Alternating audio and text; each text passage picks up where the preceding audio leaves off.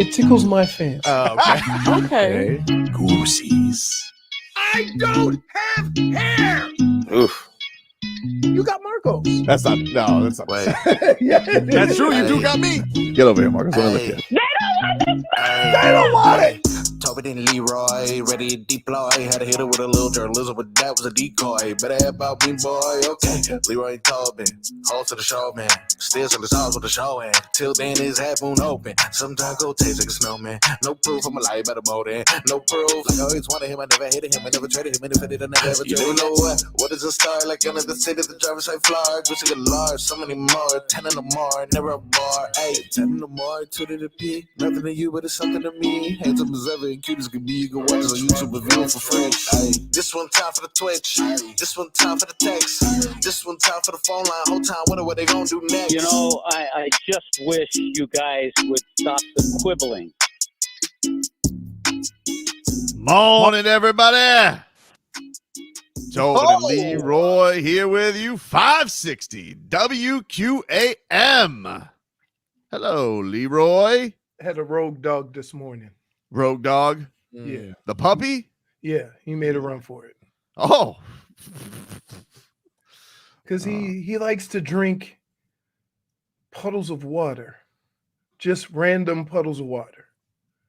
So he'll go in the bushes and find a little puddle and just lay there and drink it. And I'm like, that's disgusting. Yeah.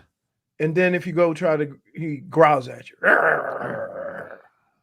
Yeah, they're just trying to learn the way, dude. The way of life. Okay. Well, then when you get that bubble guts from drinking green water. Ugh. Oof. Not good. Yep. Oof. Yeah, you're not kidding, Tua. Let's get to our headlines brought to you by the new Palmetto Ford Truck Super Center. Why buy your truck at a car store? Palmetto Ford. We know trucks. Boys, I'm going to be a little greedy this morning because I want to start off with the UFC. All right? Whoa. Yep. Right. We'll get to Dolphins. Dolphins are plenty. We got a joint practice coming up. We got the Heat and tournament schedule out. We got Jake Berger turning into Giancarlo Stanton in his prime. Yeah. We got all types of things happening. But I'm effing tired of this charade. And I'll tell you what charade I'm talking about. I am tired of this Conor McGregor charade. Oh, here we go. So yesterday was the debut of Dana White's Tuesday Night Contender Series, which, by the way, is a fantastic event. Every single week in the summer, what they do is Tuesday nights, they have all the contenders, people who want to win UFC contracts fight, and these fights are awesome because these dudes want to get in the UFC. It's amazing because some of the guys that you see fighting on Saturdays came from these contender series. Yep. Sugar Sean O'Malley for probably the most famous example. I love the Tuesday Night Contender Series, and last night was a banger. And then every night afterwards, after these events, Dana White will do a press conference. All right, great. And so yesterday, this guy gets there. He's being asked a question by a reporter, and then just throws in at the end. Well, I'll let you listen here. I saw that you and Connor were both in Sturgis. I'm wondering if you guys met at all and talked about. I'll get this fixed for you. But the point is, this guy goes out. He goes in there, Leroy. He says that he's like, hey, oh, yeah, Connor, not fighting this year. Not fighting this year. And I'm like, hold on, dude. What do you mean? Like, potential of his fight as well? We talked, yeah. We What do I mean? I mean that he said that he's not fighting this year. Ridiculous that he's not going out there and fighting. And is he still hurt? I don't know. Because Connor comes out every day, every time that he says he's not fighting, he comes out and he goes, yes, I am. Fighting in December, Dana. And I got to tell you, dude, I'm exhausted with the both of them. Sick of it, dude. Because you want to know what I think? Here's what I think. I don't think he is fighting. I think this is all a charade. Here's what I think. I think Conor McGregor keeps up the ruse that he's going to fight because it's good for business, keeps him in the headlines. Every time, once a fighter retires, they become irrelevant. They go off into the ether. Nobody cares. So he could sit there and he could sell his whiskey and he could sell his terrible beer and that whatever that thing that he sprayed Bernie with, and he could just live his life willy-nilly but he looks coked out of his mind, juiced out of his mind, on yachts, not looking like he's going to fight anytime soon. He put some kind of sparring footage that looks like it's from 3 years ago. Somehow it's grainy, even though we had the best technology for videoing ever. And I don't believe it. And the second part of it is you have Dana White, who also wants in on this charade. He strings everybody along month after month after month. Well, what did you know it, Leroy? Guess what the UFC's in the middle of? Contract negotiations. TV contract negotiations. And wouldn't you know it? Wouldn't that make the UFC look more valuable if they could keep stringing along the debut of Conor McGregor on their new TV deal? And I'm not buying it, and I'm sick of it, dude, because they have been doing this now for a year plus, and every single time I got to hear about this rat bastard and his potential return. And you want to know who nobody talks about?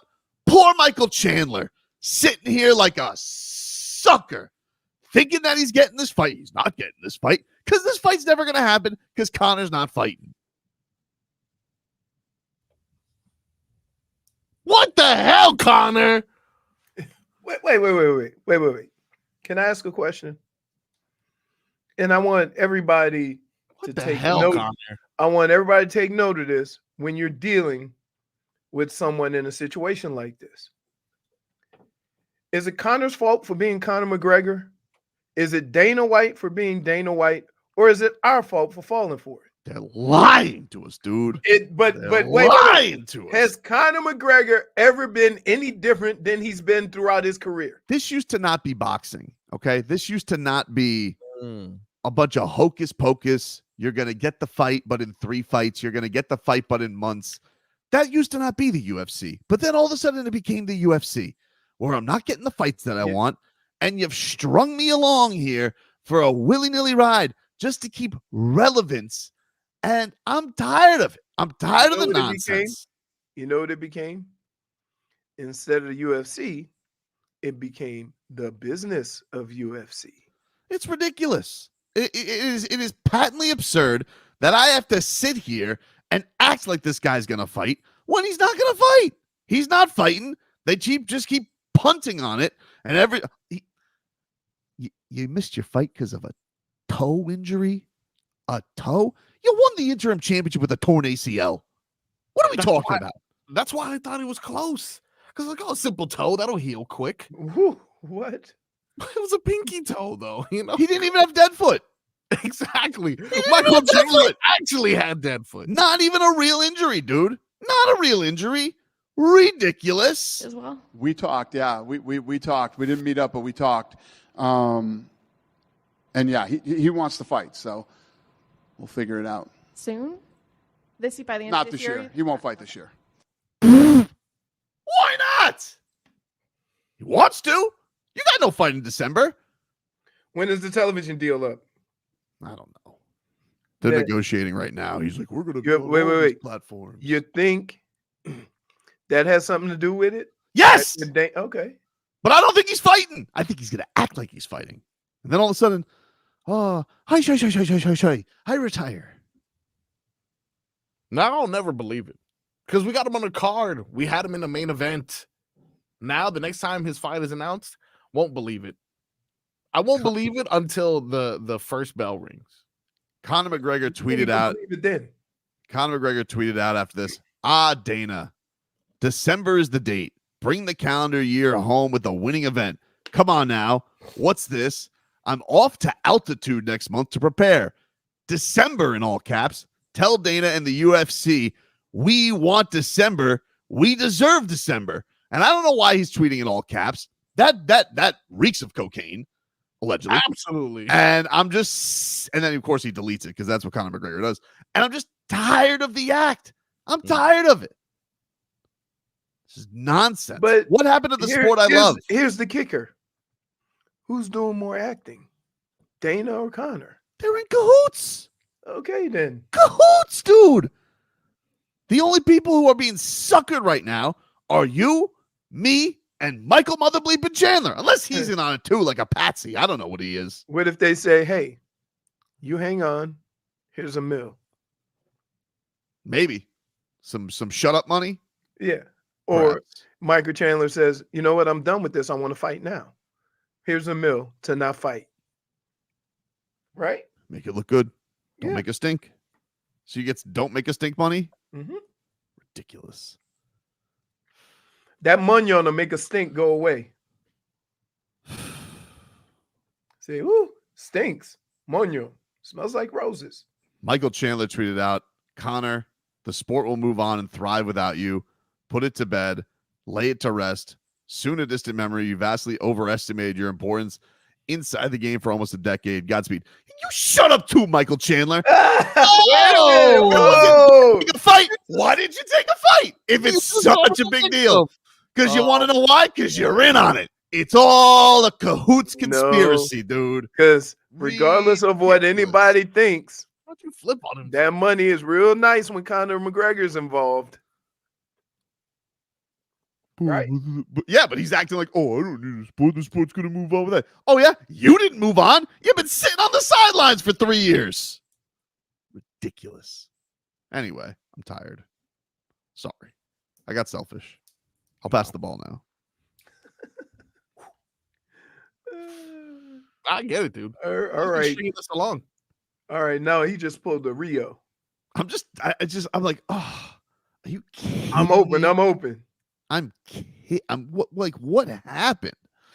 Anyway, Somebody said the WQAM kicked Leroy out of the building after that epic temper tantrum yesterday. I mean, come on. Like, I heard let's- from Guh-len yesterday. He goes, "Is everything okay in Broward?" I'm like, "I heard Leroy." I'm like, "No, man. I think he's upset at the metal detector." No, it's not the metal detector. I'm fine with that.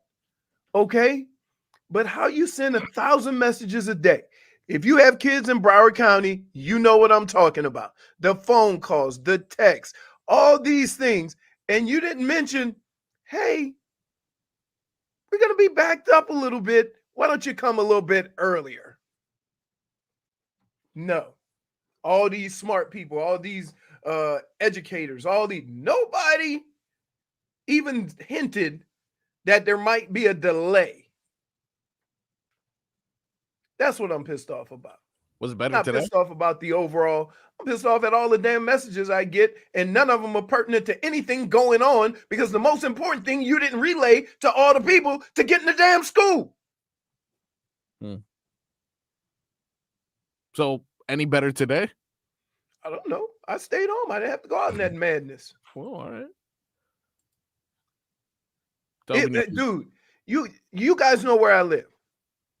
That is a one-way street to 595. Yep. There's no way around it. Now imagine 2,500 of the 4,000 kids waiting outside with cars and parents and all that stuff, and there's a school across the street. Yeah, no, I can imagine it's rough. You do live in a weird kind of. That's why when I had to go get the ranch from the Walgreens, it wasn't as quick as just make. Dude, first of all, I'm gonna tell you right now. If you ever come into my house, Yeah. and you bought Walgreens ranch, No, it would have worked, dude. no, it wouldn't have. Dude, you don't buy certain things you don't buy from Walgreens. The reason I wasn't able to get it is because so many people had that same idea that it was out. They hadn't had an opportunity to restock because it's such a good idea. That's not number one on their list. Let's restock ranch at Walgreens. I'm telling you, no, not number one on their list. Just flies off the shelf. Don't even mute it the whole Dr. time. Toboggan said Walgreens makes salad dressing. No, that's No, my they make point. They sell it there. It's just a No, quick they do. stop. Wait, What the fact that you even know they sell it there. Yeah. Sometimes you got to get your groceries from Walgreens. You know what else they're selling? What's that? A bill of goods, dude. This is ridiculous. What the hell is my fights? You want to know what used to happen back in the day when you were out for 3 years? Poof, forgotten. Dana White used to just banish you. Now Stipe Miocic, who hasn't fought in nearly half a decade, there's like, oh, John's got to fight him. He's 42. What are we doing? That's nearly as ridiculous as Jake Paul fighting Mike Tyson. Go fight Tom Aspinall. You're the heavyweight champ, or you're not the heavyweight champ, John Jones. And here's another thing. With Conor McGregor not fighting for 3 years, gone and forgotten. Used to make new stars. They just made Andre Arlovsky like that. when Randy Couture got out of line. Mm. And now all of a sudden Ariel Helwani doesn't have a show? You don't find that suspicious? His contract's up. The number one newsbreaker is all of a sudden deplatformed. It's all a little too fishy for me. I'm sorry. I know we got bigger conspiracy theories in the world to worry about, but this is just sticking out like a sore thumb. Think it's an inside job, huh? Something's going on here, Oh, dude. you seen Stipe recently? What about him? Putting Pretty out good. fires. Looking pretty fit. He looks the same. I saw some pictures of that. He looks like Stipe with a black background. Oh, I'm gonna see if I can. I'm gonna see. Hey, I'm gonna see if he's going to the Browns game. Probably. Yeah, That's no, what he the does now. That's yeah, that's what a retired fighter does. Go to football games. No, Looks but the I'm same. saying the when I go up there. Looks like a pregnancy shot. What? That does actually. Can I just say this? Yeah. He has zero definition. Yeah, that's why I'm like, that's why everybody's like, look at Stipe. I'm like, he looks like Stipe. Okay, but he's been out for 5 years and he still looks like Stipe. That's what you need to be focusing on. No, but okay. I promise I won't mention Conor McGregor anymore. Hey, this first segment was stinky me out. Take a break. We'll get into some Dolphins coming up next.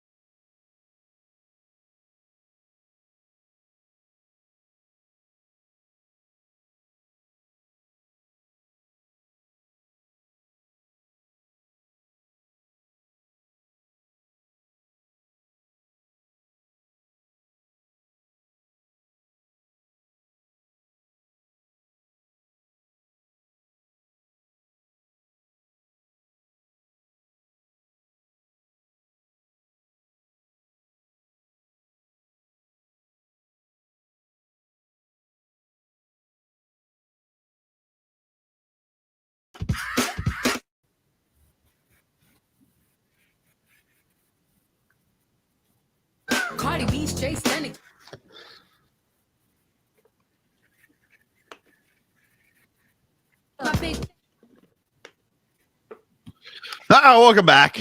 Tobin and Leroy here with you. 560 WQAM. Take you up until 2 here on the program. Yeah, I did want to give a shout out because I did hog that first segment on Conor McGregor. I'm just sick of it, dude. Anyway, sick of it, dude.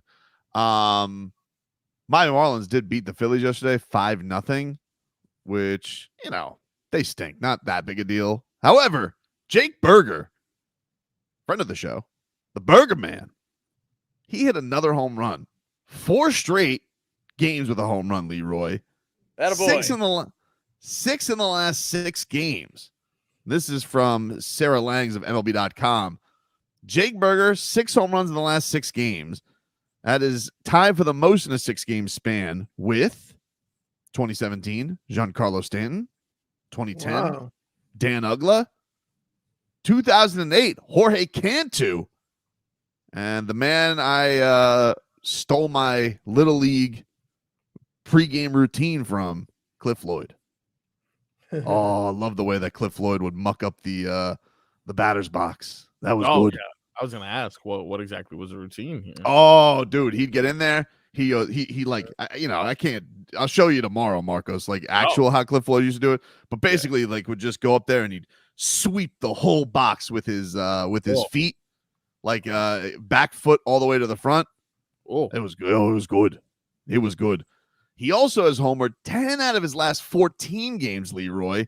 That also hasn't been done since Giancarlo Stanton, who did it twice, 2015 and 2017. 2017 is MVP season, of course. I believe 2015, was that the year that he got hit in the face? Right at the end of the year, right? Yeah, I think that was the year he got hit in the face. I think it was. But shout out. Yes, that was 2015. It was in a 4-2 loss to the Brewers. Oh, I remember. Tommy Hutton was September 20. Yeah. It was 2014. It was so the next year was the year he did this. Okay. Dude, man, that Tommy Hutton was heated. Because that dude came out and then he hit another guy after hitting Stan. He goes, "What are we doing here? Can you not hit people?" He was losing it. The Marlins were losing. Obviously, they just lost their best player. Got smacked in the face. Might have been on his way to an MVP that season. Yeah, he was good. I mean, hamstrings have been the real crux of that career. But and speaking of, Jazz Chisholm is on the IL, elbow injury. There we go. What are you gonna do? You know, baseball gets groovy. Hey, did you see, Leroy? We got some drama. It looks like some drama's brewing in Cincinnati. See, the Dolphins, they have taken care of all their drama. I mean, I guess outside of Javon Holland, but he doesn't seem too perturbed about it. But Jamar Chase is apparently starting to make a stink. Is he? Mm-hmm. Didn't practice yesterday. They're kind of being very squirrely about it, saying it's day-to-day situation. But he probably thought I was going to get into camp. We're going to make a deal happen. We're going to do a Tyreek. We're going to do a Jaylen Waddle. We're going to do a Tua. Jamar Chase still sitting here. No money, buddy. As far as the importance of the contracts, he is probably the easiest to redo and probably the guy you probably should get done before this year's up, right? Yeah, I mean, he's the same draft class as Waddle. You know, he's probably looking and goes, Jaylen Waddle gets paid? And they paid Tyreek? They didn't pay. Tua and Waddle were in the same. No. Tua was drafted the year before. Okay. Tua was the year before. But Jaylen Waddle, obviously, paid in that class. Devontae Smith, I believe, paid from that class. And Jamar Chase sitting here. No money, buddy. He waited. Yeah, he's going into his this is his 4th year. Yep. 4th year. No, I'm saying he waited like the whole offseason. He didn't make a stink. I know. Well, you know what that means? It means somebody lied about their oink. Yep. That's what I was gonna say. He probably thought money was coming. That's why, don't worry about it. They'll take care of me. Hmm? I don't know. Hmm? And don't forget, Leroy, wasn't Cincinnati before Joe Burrow? They were kind of known as cheapskates. Not Cincinnati as much as Pittsburgh. Mm. Pittsburgh is known as With their offensive guys, for sure. defensive guys too. Remember Joey Porter? Yeah, Joey Porter did leave. They pay Palomalu?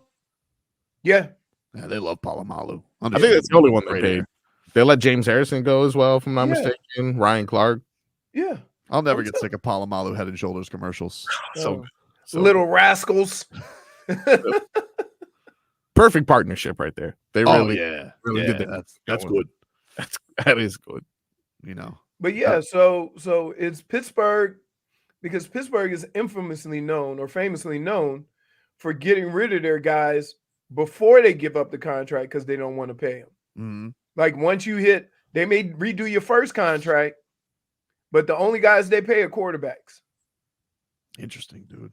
This is listen, Jamar Chase isn't there. You already got T. Higgins on the franchise, right? So, very interesting. Is it Higgins or Boyd? I always confuse those two. Boyd. Higgins is with Higgins left. I always forget those two. It appears No. T. Higgins will play on the tag in 2024. Let's see. Higgins got the tag. I'm thinking, you know what I'm thinking of? I'm thinking of You're thinking of Buffalo. Boyd. I'm thinking of Buffalo, where they lost their two guys. I always confuse those guys. Always. Where's Boyd now, Marcos? Where did he end up? Tennessee.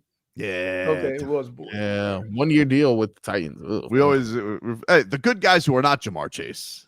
Yeah, for sure. So they start practice today or tomorrow? The Bengals? No, the Dolphins. Oh, the Dolphins practice today. They've been No, practicing all week. No, I'm talking Today about the inter squad or the Today. Today. Okay, so it's today and Thursday. Today, Friday, I'll play Saturday. Yes, sir. All right. Yes, sir. Very banged up. A lot of injuries. We'll get into. It's camp. It's camp. It's Don't. very annoying. It's like because it kind of feels like all the what it's like. It's like all the goosies are gone from camp starting, and now it's like Listen. Nope. See, what you get caught up in the wrong things. you don't count. You don't get goosies for training camp at all. It's camp though. You don't count. It's camp, right? You trying to find. Leroy. Wait, no, let me explain to you. All right. You guys see football start, Yeah. and you're looking for November football to be played every day. No, not true. Not true. Then why are you worried about the little bumps and bruises of guys that? Because there's always such a mystery to it, like Yeah, Jordan. you know Porter- why? Because of all the list, Mhm. all the ways you got to finagle the roster and stuff like that. So there's always going to be a lot of like mystery behind who's banged up or who's not practicing, and especially with this team, because you don't know if it's a vet day. And then I know when I was in camp, if you got sore, right, they would say, hey, you got to work through it. You got to work through it. Now, if you get sore, you can take a day off and ice it. So it's just a little different. But don't read into every single injury. You know, when you read into it, when you see a guy in an apparatus, a boot, on crutches. Well, that's what happened with Poyer, because they're like, no bigs, his thumb. And then I see the cast with his thumb. I'm like, that looks like something out of a Jim Carrey movie. That's a giant cast on his thumb. But you can play with that. He looks ridiculous. But you can play with that. So why keep banging it? You know what I mean? During camp. That's the whole thing. He's probably getting his work in, his running, his skill, his drills that he's got to do, but just no team contact because they don't want him bumping that thing. And then Tua scaring me yesterday about Odell. I'm like, oh, here we go. What do you mean? Scaring me. Why is he scaring you? I'll tell you about it. We got It's to a month before it's what? A month? We'll get to it for you here in a I understand, but I don't know how long this stuff takes. You got to tell me how long it takes to rev somebody no up. fun, Leroy doesn't want goosies for anything. No, I do, but I'm not getting overexcited about camp and getting worried and up and down about a guy practicing and not practicing. You got a month before the season starts. Take care of it now. I'll tell you what I got excited about though, and what I am excited about. What's that? The best dry cleaning in South Florida. Oh, Yeah, baby. Yeah. You know, our boy Ara, give him Our a boy- call. He is he's a good man, fan of the show, and he wants to take care of our audience with A&T Dry Cleaners. 40 plus years owned and run. And you guys can reach him anytime, Leroy. All you got to do, you can text or call him at his number 954-610-9383. That's 954-610-9383. It's a beautiful thing. And he's also trying to take care of our audience, Leroy. Oh, yeah. Give him the hookup. Give him the hookup. I'll give it to him. You know what? Mention our names, Tobin and Leroy, and get 25% off your order. Yeah. Now, here, little caveat. If you want alterations, they got a seamstress on site. They can take care of it in a day, depending on what it is. Call Ara and get an estimate. Get Don't that just pricing. think you got to know how much it's going to cost, whether you need something taken in, something let out. You know, I had to do it every year with my daughter for ROTC because she grew and those pants were mighty short. So I had to have them let out. So just give Ara a call. Let me get that number again, 954-610-9383. Day service. Most of South Florida, that's Broward, Dade, and South Palm Beach. Just give them a call at 954-610-9383. I kind of think of myself as South Palm Beach. I feel like I'm right there. Dude, I'll look it up for me though. You are closer to Disney than you are to us. He'd work it for me. And in a lot of ways, I think of myself as a take seamstress, you know, altering, finagling, Yeah. wiggling. Oh, yeah. I think of myself as that. But look, it's back to school time. You need kids' uniforms altered, teachers, your wardrobe taken in. You lose a little weight. You need that adjusted. Leroy, he's got his fancy Browns events or Michigan events he's got to go to. You got a fancy event. Get it all cleaned up, man. You'll never want to launder your clothes again when you use A&T Dry Cleaners. Go call our guy and text him. Ara, he's putting a deal out there for you. You mentioned Tobin and Leroy. 25% off your order, 954-610-9383. We'll get to Tua on Odell Beckham after this.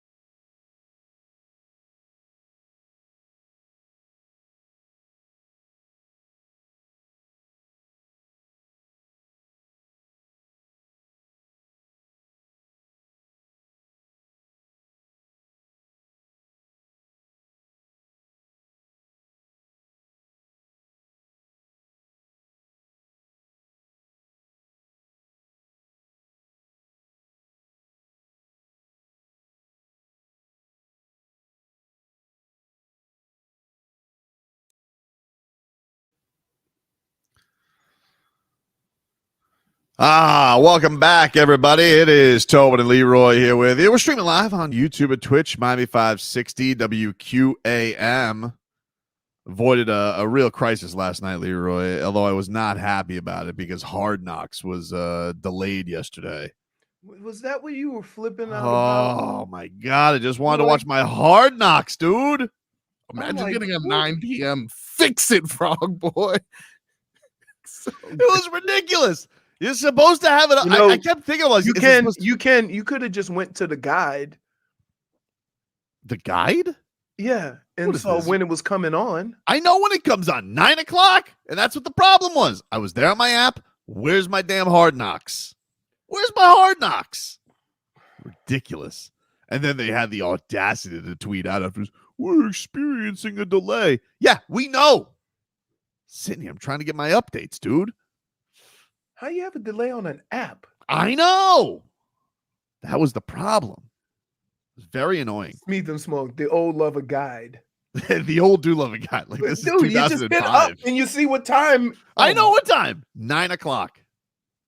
Ridiculous, dude. Ridiculous. Anyway, I did find out yesterday that the backup quarterback, or I guess third string quarterback, because he's an undrafted rookie, not Caleb Williams, but he loves him some Love Island. Rooting for the kid. Solid takes, huh? Yeah.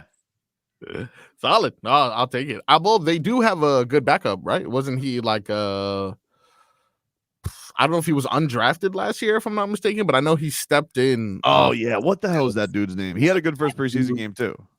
Yeah, and I saw a lot of his offseason regimen. I don't know how the hell I came across him, but I was like, okay. Yeah, I'll tell you what, mobile. Can I just say this? You know, you find importance on the third or fourth thing that's important to that position. You realize that, right? And that's what you're gonna hang your hat on. So he can be mobile. What if he can't throw? What if he can't read a defense? No, I'm almost positive. Okay, but by the time you get to mobile, there's three other things in that position that's gonna make or break him before they determine that he's mobile. Mobile though, baby. He just likes he likes a quarterback that can move, and that's why he wants Tua out there for the preseason, because he wants to see your favorite quarterbacks are RG3.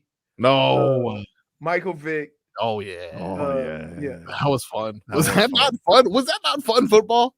So was Cam. I mean, with the prime Cam Newton. You see what happened to Cam? Yeah. Oh, he broke down. And he was Josh Allen 1.0.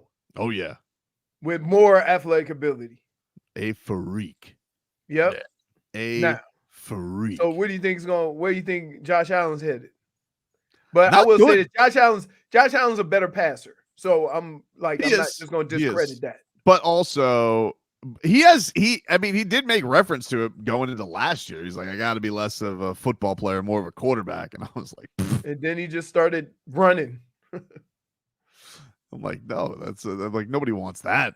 And then he's like, keep making too many mistakes. Right. Oh well. Speaking of the of maybe a little bit long in the tooth and old, Odell Beckham Jr. A little nervous, Leroy. A little nervous. Well, Tua yesterday, he pulled a Gogi, right? And they try and keep an air of mystery on this whole injury, keep it in the shadows. And then Tua yesterday, he's like, well, about here, somebody asked about, like Odell, how's he going to get him acclimated? How is it going to be? And he's like, well, haven't really been able to throw to Odell Beckham running routes yet because he's not on the field. And I was like,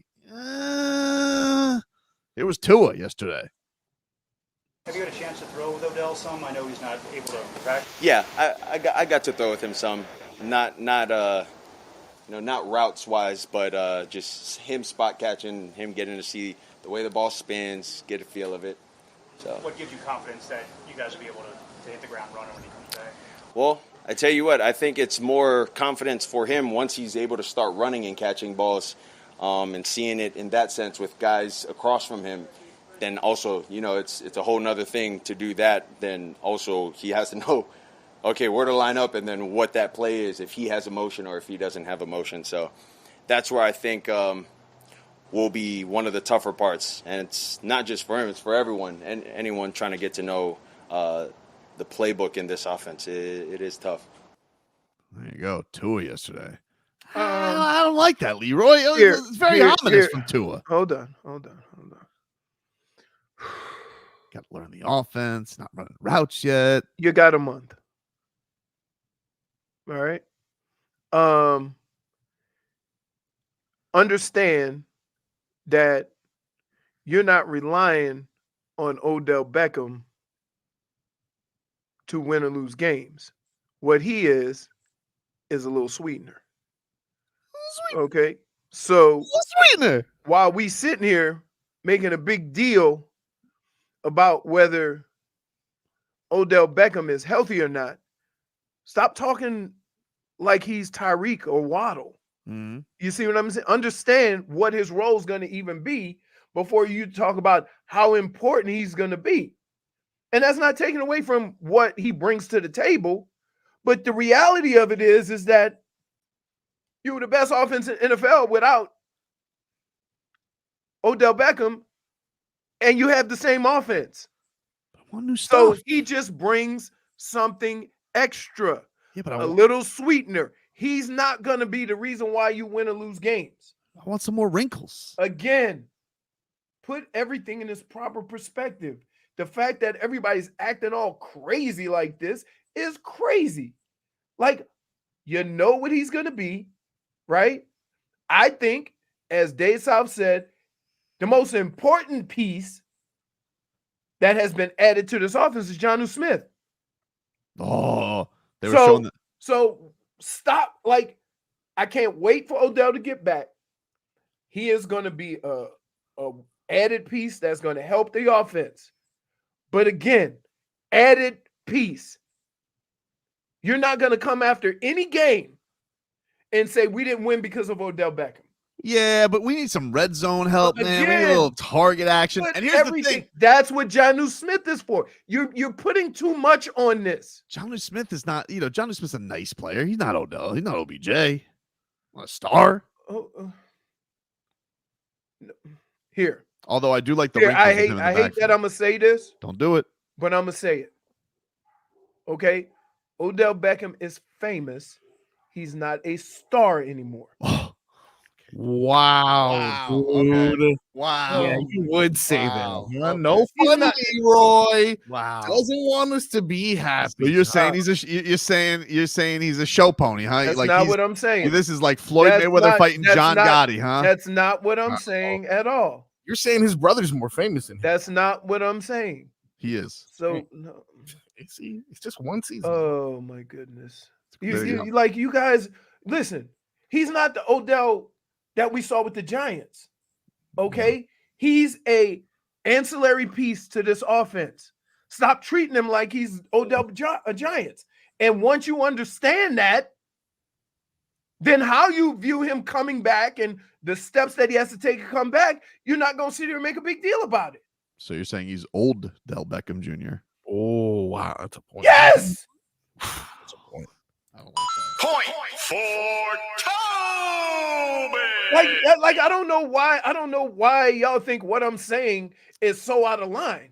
Well, how long? That's the reality of what's going on here. How long will his vet savvy speed him up to know the offense? Like, how long does he need to get up to speed? That part of it he can pick up pretty quick. Once you've run a couple of offenses and you're familiar with the schemes and stuff like that and what needs to be done, he can pick that up. Now he has to get on the same page with Tua, right?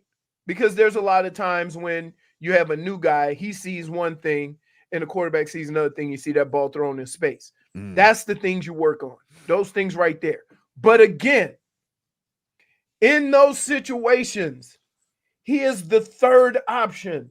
I have never in my entire life around football had a conversation like this about a guy who's going to be the third or fourth option. So let's stop with this.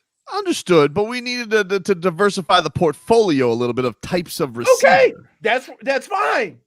That's right. When you diversify, that ain't your bread and butter, right? That ain't your steak. Odell's the mushrooms, the side, the béarnaise. That That's can what make he though. is. You go to Herbs and Rye, get those mushrooms. But that's what he is, right? From STK. Tyreek, But damn, it's good. Waddle. That's the steak and potatoes right there of that passing game. Here was calm down. Mike McDaniel was asked at the top of this hour about his concern about Odell Beckham after Tua's comments, and here is what the head coach had to say in very concise fashion. I wouldn't have a level of concern. I think as the process goes, you have to put one foot in front of the other, and what you don't want, and what I know Odell doesn't want is getting on the grass and then leaving it. So just preparing people to be the version of themselves where they can play confident and convicted. You know, there's all that's done, where there is adversity in that he, I don't think Odell sees it like that, or I don't think the entire position room sees it like that, because there's been some opportunities to play football.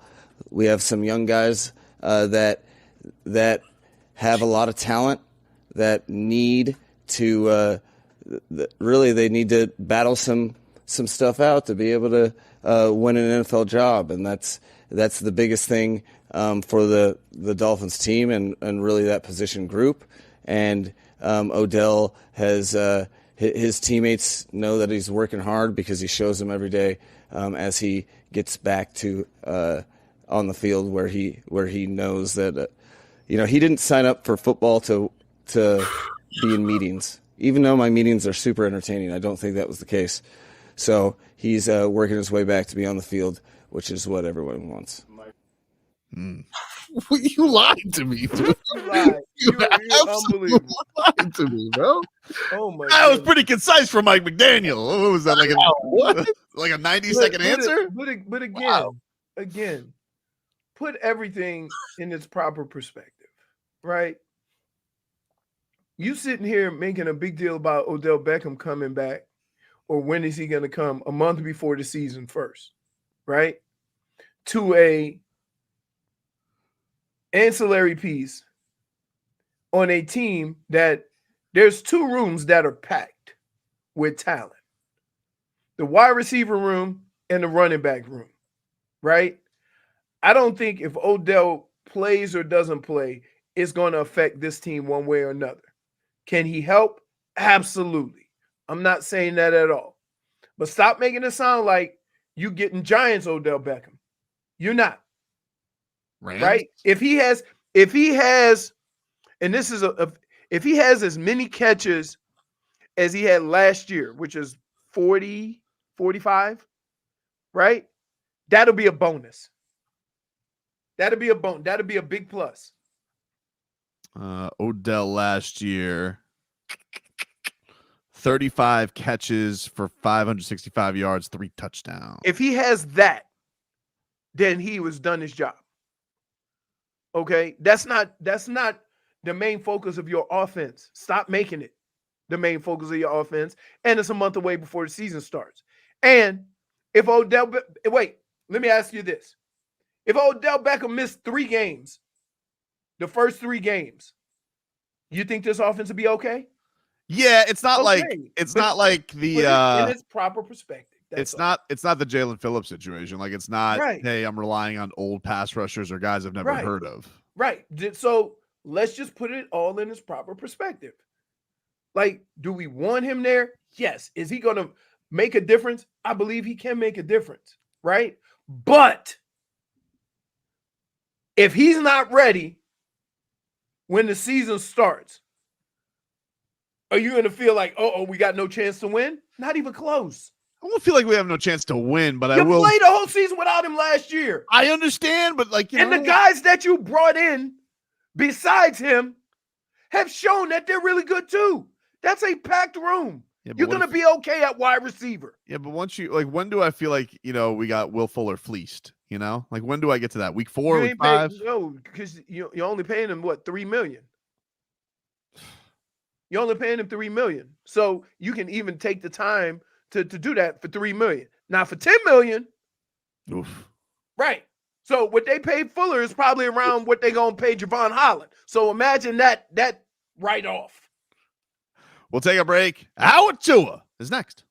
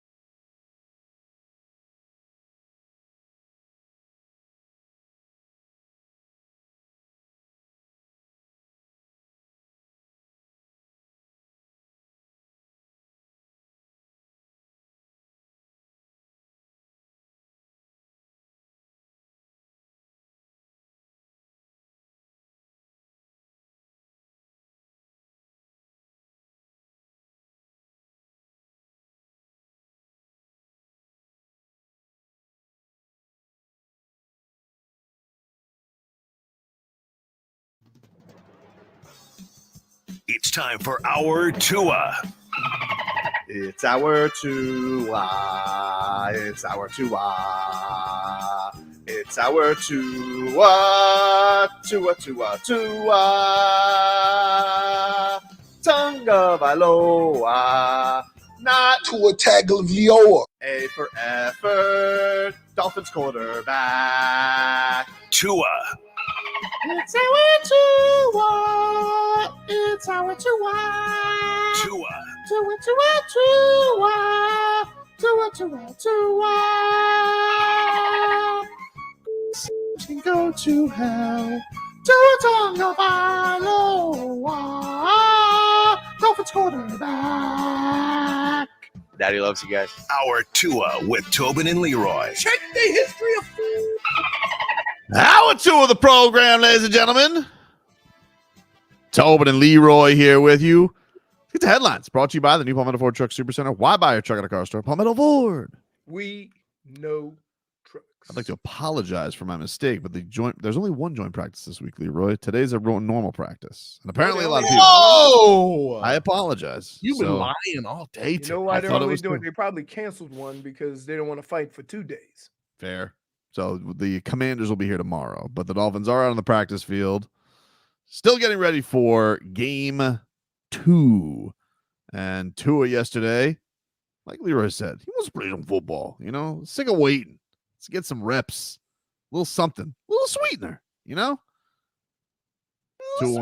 wants to get some reps out there. Wants to play a little footy football. I mean, listen. Yes, to say that. And he didn't put it on Odell or anything. He just made it like the facts of the situation that, hey, when he comes back, there's a couple of things we got to just smooth out. Yeah, for sure. You got to get to. That's there's nothing wrong with that. It's not like, oh, you should be out there. That's what a lot of people get caught up in that. Yeah, he didn't go out here and call Odell soft or anything like that. But Tua did say that he hopes to get a little action in the preseason.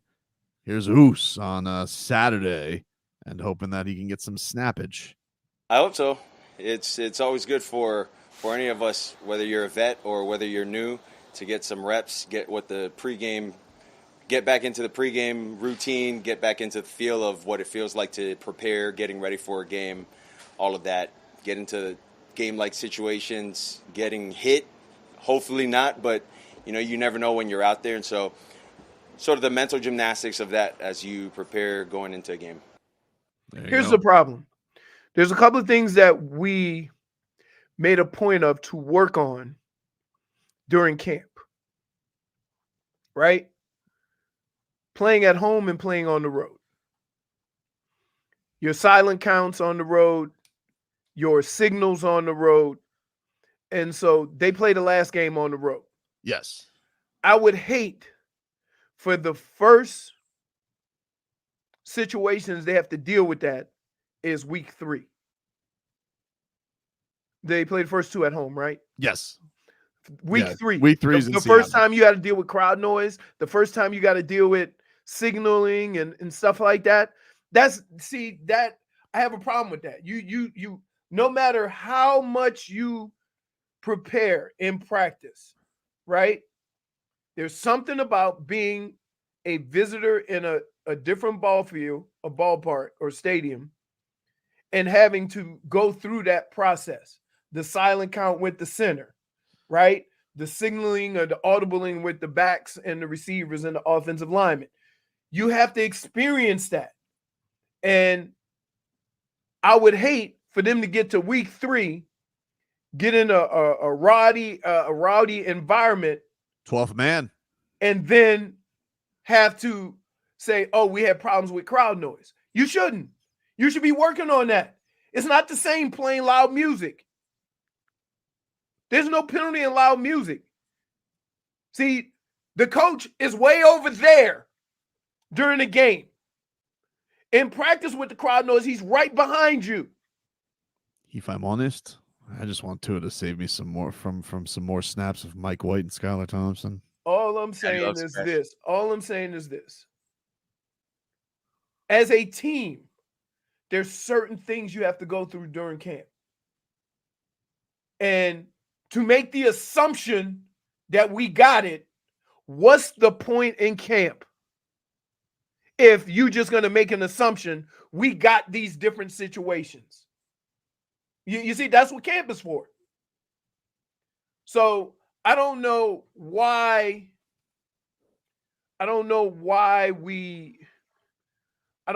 coaches are doing this. And if you notice, most of the old school coaches are doing this. I want to get my starters. I want to get my starters playing on the road once, and I want to get them playing at home once. I do feel like, they used to be like, no preseason. It does feel like this year there's more action in preseason that people are trying to go. I know Joe Burrow, I think, is playing for the first time in preseason. He never played football. That's true. So there's a whole, but again, he needs to get acclimated to playing football again. Like, there's a lot of things you got to go through during camp. Like, I used to have to, you got to get hit a couple of times. You got to get tackled a couple of times. Can you imagine a running back going through all the camp, never being tackled, never knowing how to fall, never knowing how to protect the ball when you get hit? Yeah, I mean, like we heard last week from Patrick Paul, or we heard from Monday, where he was like, I haven't played a game in months, because he's basically been in practice and draft time and workouts, and so first time since college. Right. Like there's just certain things that you have to experience in a game atmosphere to see how you are prepared for that. It don't have to be a lot of playing time, right? For example, when I played, we would always make sure that we had a 2-minute drill at some point during the game in camp. Sometimes I remember one time we were doing well in the first quarter and we had run a bunch of plays. And then he said, well, we ain't going to make it till right before the half. So we came out the second quarter, ran a 2-minute drill, and then we were done. Right? Like you have to experience these things. I think it's one of these things where, like, just a couple series, get out there, then the next game play a little more. Right. Like, even when it comes to, like, hey, there's a big difference in playing 10 plays and playing 60 or 70. Like, yeah. So you're going to have Tyreek Hill and Jaylen Waddle, who, hammies are soft at times anyway, because they do so much damn running. Yeah, where the hell has he been, too? And then you're going to have them playing a whole game in a month without ever, like, playing more than 20, 25 plays during the game. It's like, there's certain, like, man, if you want to know, like, think about this. Last year when the season started, there was a lot of, like, soft tissue injuries. Yep. Because nobody played football. Football's not just to, not just a space to get everybody acclimated for the season. It's to get ready for the season. And I know everybody's talking about injuries or whatever, but I tell you what, if you haven't played football and then you get in a competitive mode and go play football, your chance of getting hurt are more increased than if you played a couple of plays in the preseason. Man. That's a damn fact. Did you Palmetto Ford? Yes. Excellent. Well, they still do no trucks. They do no trucks. Meanwhile, other news that has come out, Frank Gore, Hurricanes legend, he's going to be enshrined in the 49ers Hall of Fame Week 1 against the Jets. Cool. So congratulations to Frank Gore. Seen a lot of the Canes legends get honored lately. And that's awesome for him. The Miami Heat. Hey, time out. What? Jukebox, you wrong for this. More than a couple of series needed to get used to getting hit in the Leroy special pad setup. Why you make it sound like I went out there, hit a switch, and I was Megatron? Like, I do like the new kickoff blunders, because you say, like, special teams is a big part of preseason, especially for the young guys. But, like, the Chiefs last week, their blunders, that we're going. It's funny. It's funny seeing people But like, here's what's gonna happen. Here's what I think is gonna happen. As you progress in this, the kickoff is gonna look like a running play, right? Meaning that, say the ball gets kicked down the field, you're gonna see guys kicking out, pulling like a football play, right? I don't know what the rules are. I don't know if you could do it, but if you can't move until they catch the ball, right? Then you're gonna have guys pulling, kicking out, creating a hole. I think that's what's gonna happen, and they're just not doing it yet. They're just lining up and blocking. But if you want it to be a football play, you got to allow for creative blocking, because that's what they used to do in regular kickoff. So it'll be interesting to see. It's got to be so excited to be a special teams coach now, because like you just had this one thing that everybody knew you were just going to boot it out of the side. There was no point to it. And now we got action. It's fun. Mm-hmm. I mean, listen, you're going to look a lot worse if somebody gets a return, but still fun. Yep. I'm excited about it. Meanwhile, the Miami Heat, their in-season tournament schedule was released. The full schedule is going to be released tomorrow, 3 p.m., but their in-season tournament, November 12th. Right week before Thanksgiving, couple of weeks before Thanksgiving. Yep. November 12th at the Pistons. Don't lose. Pistons are always a handful. November 15th at the Pacers. Ooh. November 26th, 2 days before Thanksgiving, hosting the Bucks. And then November 29th, hosting the Raptors. All right. So that is your in-season tournament schedule for the Miami Heat. We'll take a quick break, but I want to let you guys know, if you want to win tickets right now to Dan and Shay, both of them, they're bringing their Heartbreak on the Map tour to I Think Financial Amphitheater in West Palm on August 22nd. Caller number 6 right now to 305-567-0560. 305-567-0560. You'll win a pair of tickets to Dan and Shay and their Heartbreak on the Map tour. It's a Live Nation show at the I Think Financial Amphitheater next Thursday, August 22nd. If you guys want to go, caller 6 to 305-567-0560. We'll win a pair of tickets to Dan and Shay. Back after this.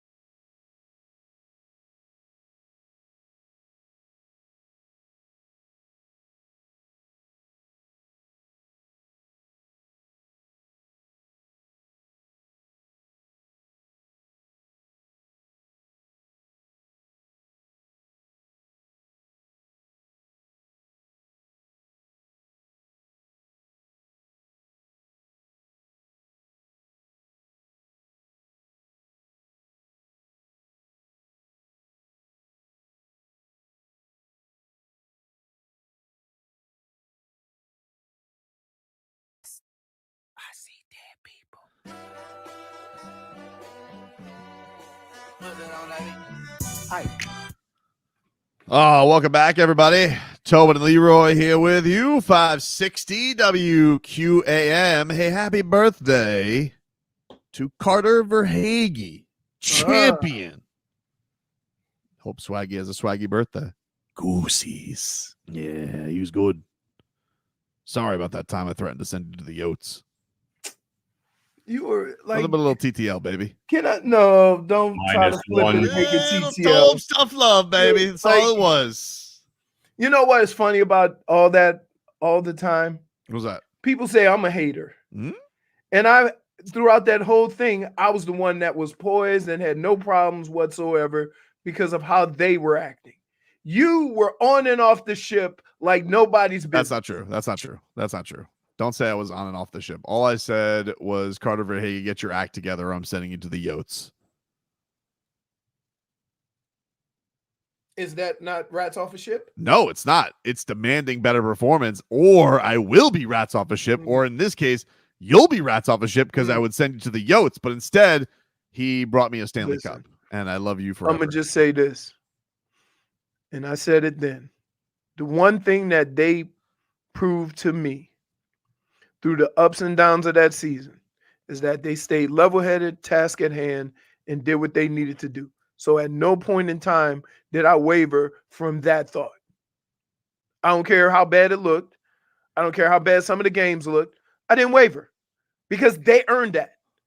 You're so wishy-washy that as soon as things get a little tight, you want to throw somebody under the bus or send them off to La La Land or whatever.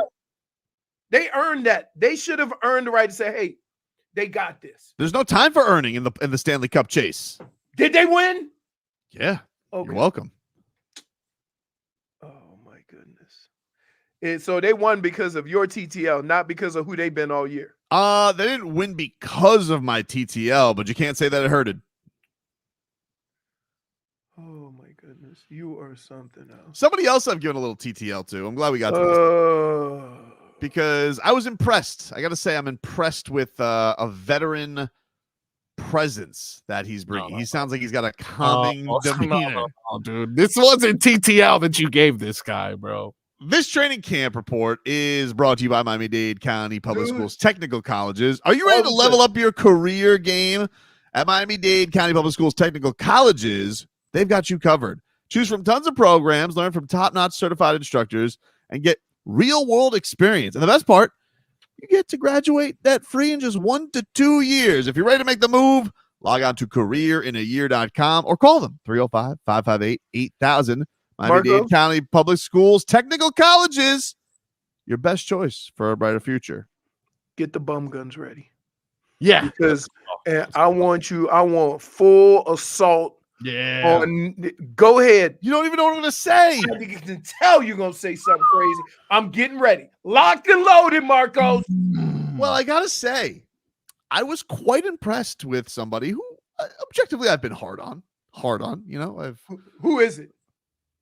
Liam Eichenberg. Bum guns! Whoa! Whoa! Hold on. He's a bum. What if I told you the whole time this was going on? I said, he's learning things. You got to give him a chance to develop. He's been playing 3 positions, 3 or 4 positions. He's probably, like, there has to be a reason why they are keeping him and why they think so highly of him. They've been putting him in a bad spot the last couple of years, having to move around with all the injuries. Is that not what I said? Well, now all of a sudden, I gotta tell you who I'm in the press with. Eichenberg. No, you trashed him for 2 years. Oh, yeah, more. I think this is how many years has he been on the team? No, we are not listening to what you have to say. Well, it's not listening to what I have to. I was impressed by what he had to say. Now, listen, proof's going to be in the pudding, which, he played like for his first 3 years. But nope. I was impressed. I'm not listening to you. You're a child. You know that? You're a child. You're a child. You have been so hard on Liam Eichenberg. I'm not going to allow you to come in here and all of a sudden, no. Oh, well, let me get this straight. You're not a little embarrassed. Let's just take it back to the Panthers for a second. Let me get this straight. You hosed down Sergei Bobrovsky more than anybody for years on end, and you backtracked. You made it right. No, when I was calling him 4-goal Bob, he was 4-goal Bob. Well, when Eichenberg was a bum, he was a bum. But you didn't know why. I tried to explain to you why. How hard it was what he was doing. It's hard. See? Oh, it's so hard. Get out of here. But now it seems like you don't want to know what it sounds like, Leroy? No. It sounds like the He's playing one Stars. position. He can focus in on one Well, thing. he's not playing one position. He's not playing one position. He got moved again. He's back to center. And that's what I was impressed with, because he said that this is now seamless. The time at center for him has paid off. This is a man who is like almost an offensive line chameleon, if you will. So let me ask you a question. So as what is he, 25, 26? He's grown as a professional athlete, as a profession at his craft. Perhaps. Is that possible in your world? Well, is that possible for a young 20 to 25-year-old to get better year after year, or no? Or if once he's a bum, he's always a bum. No person in their profession has ever gotten better over a period of time. I don't understand. So let me get this straight. Oh my! I only have two choices. You didn't answer no, my no, no, question. Let me get this straight. You I just want to know something. my question. I want to know. You called him a bum for 3 years. Mm-hmm. Which he was. And I said, "There's no chance of him ever getting better." You said no. Oh, okay. So when Sergei Bobrovsky was giving up 4 goals, and I told you defensive system, that's the problem, not him. And you should defensive system. Only thing that's not defended is my bank account. That's what you said. I just said I don't care what it is. I'm betting 4 goals. Whatever, dude. You hosed him down, and then giving up 4 goals. When did you become an offensive line guru? This dude was giving up sacks left and right. Says who? What games, dude? So he gave up a boatload of sacks last year. Dude, he should have sat. No. Wait. He gave up a boatload of sacks last year. He got bad in the second half of the year. Might have been banged up. Wait. You do realize that you're talking about a lineman that was played 2 or 3 different positions on a line that had the best offense in the NFL. Oh, okay. And why was that? And why was that? But why were the best? Was it because of the offensive line? Come on. They got a machine gun at quarterback. So it was Tua. Yeah. Okay. Any chance of them any chance of that being an offense that works? Hold on. Let me just say something. Can I just say something? Let me just say something. No, this is why I'm disappointed in you.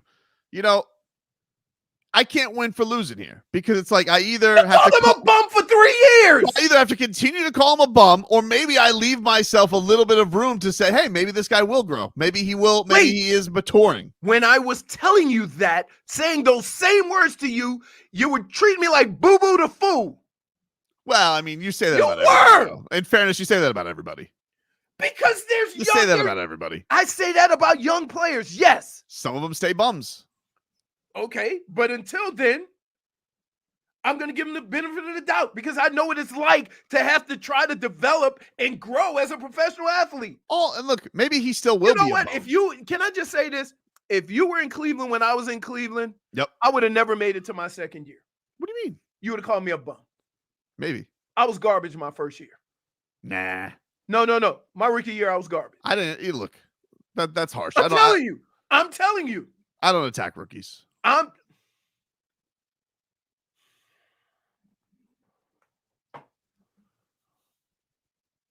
What if you attack them their rookie year and then ride them like Seabiscuit for the next 2, like you did Liam Eichenberg? Well, proof's got to be in the pudding eventually, you know? Can't sit here and it's eventually you got to move on from kindergarten, right? We got to take the bumpers off the bowling alley. And now the light went off and he's developed and learned how to play that role on the team. Well, that may be the case. And have I not said to you these words? Mm-hmm. You're calling him a bum. Can we admit that the Dolphins organization knows more than us about this? Oh, and they keep putting him in there. Did I not ask you that? Here's the thing. You could make that case. This is why that's a bad argument. I'm gonna and I appreciate you because your football expertise dwarfs mine, of course. However, why you don't ever listen? However, I do listen. Never listen. That's not fair. I do listen. No, you don't. Marcos. However, I'll give him some inside stuff on how things work, and he goes, baloney. Yeah, but here's the thing. You can't always use the argument, they know more of football than you. Well, okay, but they also, plenty of organizations over the span of organizations have made plenty of mistakes. Agreed. But guess what? At a position where there were a lot of options, they kept Liam Eichenberg. So, is it safe to say that maybe the organization thought he wasn't as bad as you thought? Well, I will give some wiggle room for that. However, I will also say he got high draft pick grace, which you got to account for. If you're a high draft pick, you get more grace. Really? Oh, yeah. Because I know a couple of quarterbacks and a couple of people that got cut. After how many years? First year? The only guy you know of is Josh Rosen, which the Dolphins gave him a second-round pick for. Oof. I mean, they actually. What about? But they know. But by the way, what about Justin Fields? By the way, the Dolphins know more than us. What about Justin Fields? What about him? Wasn't he a second pick in the draft? Yeah. He lasted what, 2 years? Mm-hmm. Okay. The Bears know more than us, huh? Huh? What? I guess. Do they? Should have drafted the Love Island kid. JFig knows more than us. You see how she came at Leroy off the top rope there for no reason? What'd you do? She dropped a stat in the chat here. She said Leroy's rookie year, 149 yards, 6 fumbles. Oof. Not a good rookie campaign. Wait. That was her. Dude. I didn't wait. I was there. Damn. I didn't so understand this. Who's going to be a little more patient with younger players? It's fair. And I've said that. And I've said that over and over again.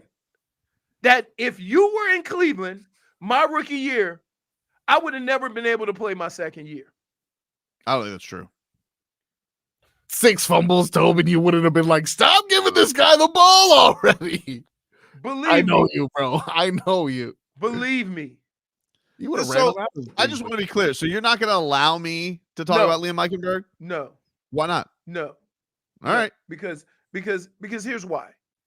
You were so I could understand if you said, hey, this guy's playing bad or whatever. No. You trashed him at every second you got. And I'm like, wait a minute, the offense is having some success. Yeah. Right? Well, listen, it's something. But it all works. Somebody's got to be Tyrese Halliburton. Okay. I'm telling you, you would. Yep, there it is. You would Eichenberg me. And guess what? No, you've heard me say this before. It would have went after. Wait, you've heard me say this before. I have to be a little understanding because I know what my rookie year was. I don't go after rookies. No one's going to feel my wrath this year. There's nobody in this draft class I'm going to go after. If Chop Robinson has 0 sacks, I'm not going to go and be like, blew that pick. Until year 2. Then you better get that quarterback. Like Channing Tindall, you're on notice, bro. Oh, yeah. For sure. I cannot believe you. Cam Smith, This is unbelievable. This is unbelievable. No, Cam Smith, I gave the Fangs pass to. All right, curmudgeon Fangs, they don't want him out there. He gets a Fang. But you know that happens in a lot of situations, right? Mm-hmm. A guy can be talented, be asked to do something that the team that drafted you thought you could do, and then after a couple of years realize you can't do it, and then you get cut or traded or whatever. That happens. It doesn't mean you don't have any talent. It just means that they thought you had enough talent to be able to do what they wanted you to do. And the fact is you couldn't. I give you a perfect example of that is Ted Ginn.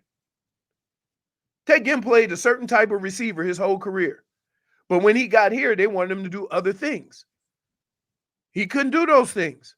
So it didn't last long. But he still had a long career. It happens. It doesn't mean you don't have talent or can't play. Maybe sometimes I give you Agba, right? Yeah. He went from being a baller to getting a big contract to Fangs coming in, and now he's standing up on 2 feet on the outside. Mm-hmm. Didn't fit. Doesn't mean he can't play. So it happens. Yeah, but some guys, I mean, like Liam Eichenberg, maybe he fixed it, but you never gave Eli Apple a second chance. You called him a bum from the start. Hey, why did I call Eli Apple a bum? Because he started beef with your city. Thank you. That's But how also, and where did he go to school? Ohio State. Okay. And what does he always get beat by? So what? Liam Eichenberg went to Notre Dame.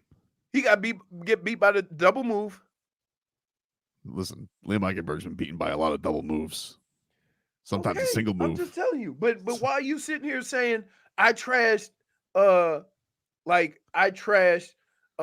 Apple? You know why I trashed Eli Apple. It's two different things. I just want to say, Liam, I wouldn't even know nothing about Eli Apple till I read about what he said about my city. I just want to say, Liam, I'm sorry that Leroy won't let me give you your flowers, but greedy. He don't want your stinking flowers. He wants my flowers. No, he wants don't. my flowers. He don't I want think he your wants my flowers. flowers. He don't want your flowers. Everybody wants Tobe's flowers. No. They call me the florist. No.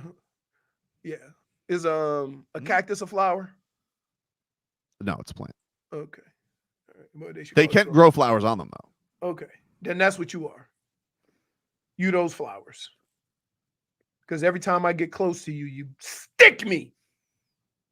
Wow. Oof.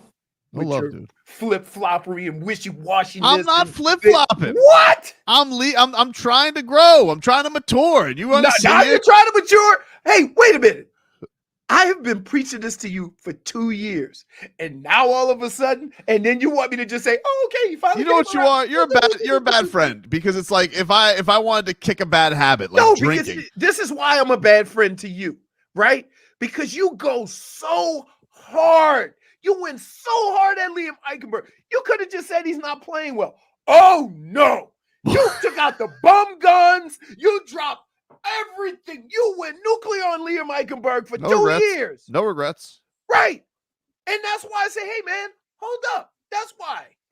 So I can't ever say anything impressive about him? Cacti are technically flowers. Who says that? Wade 06 MV3. Oh, great. I'm going to go with the guy with the Dwayne Wade emoji telling me that. Trustworthy. I'm sure that guy's a botanist.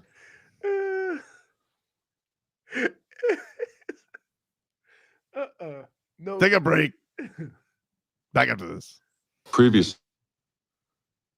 You got the bum trigger. Bum. He's a bum. I'll tell you what's wrong with it. Bum. WQAM.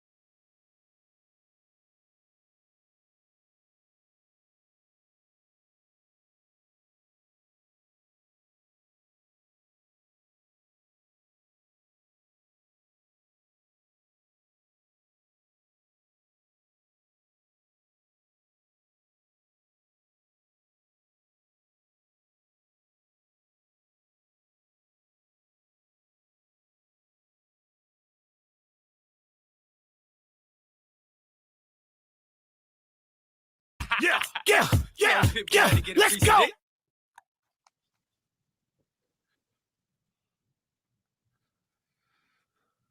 All right. Welcome back.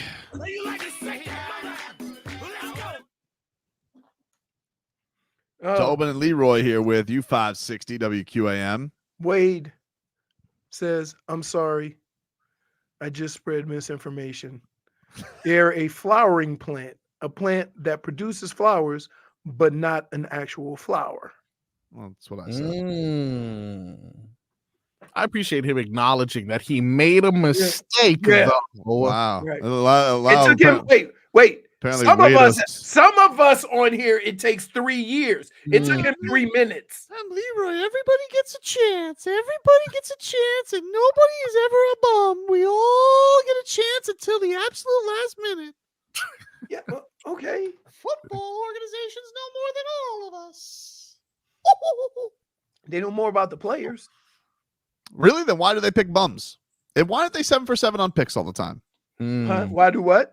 Why aren't they 7 for 7 on picks all the time? Because why does somebody like Ethan Bonner go undrafted? Why did Patrick Mahomes go 10th? Exactly, dude. Why did Dan Marino go 20th? Why did Tom Brady go where he went? You act like it never happens. All right. You were so right on Liam Eichenberg. I wasn't. I may be right. I may be right. But what I'm trying to do is I'm trying to give some props where props is due. You're trying to leave some wiggle room so when he actually ends up being really good, you can then flip flop and say, "I told you he was going to be good." Oh yeah. Okay. Well, you've never done that. Who, me? Yeah, you've never done that. I sure with a Stanley Cup goaltender. He was giving up 4 goals as facts. Oh, okay. Facts. You've been following Liam Eichenberg's grade for every.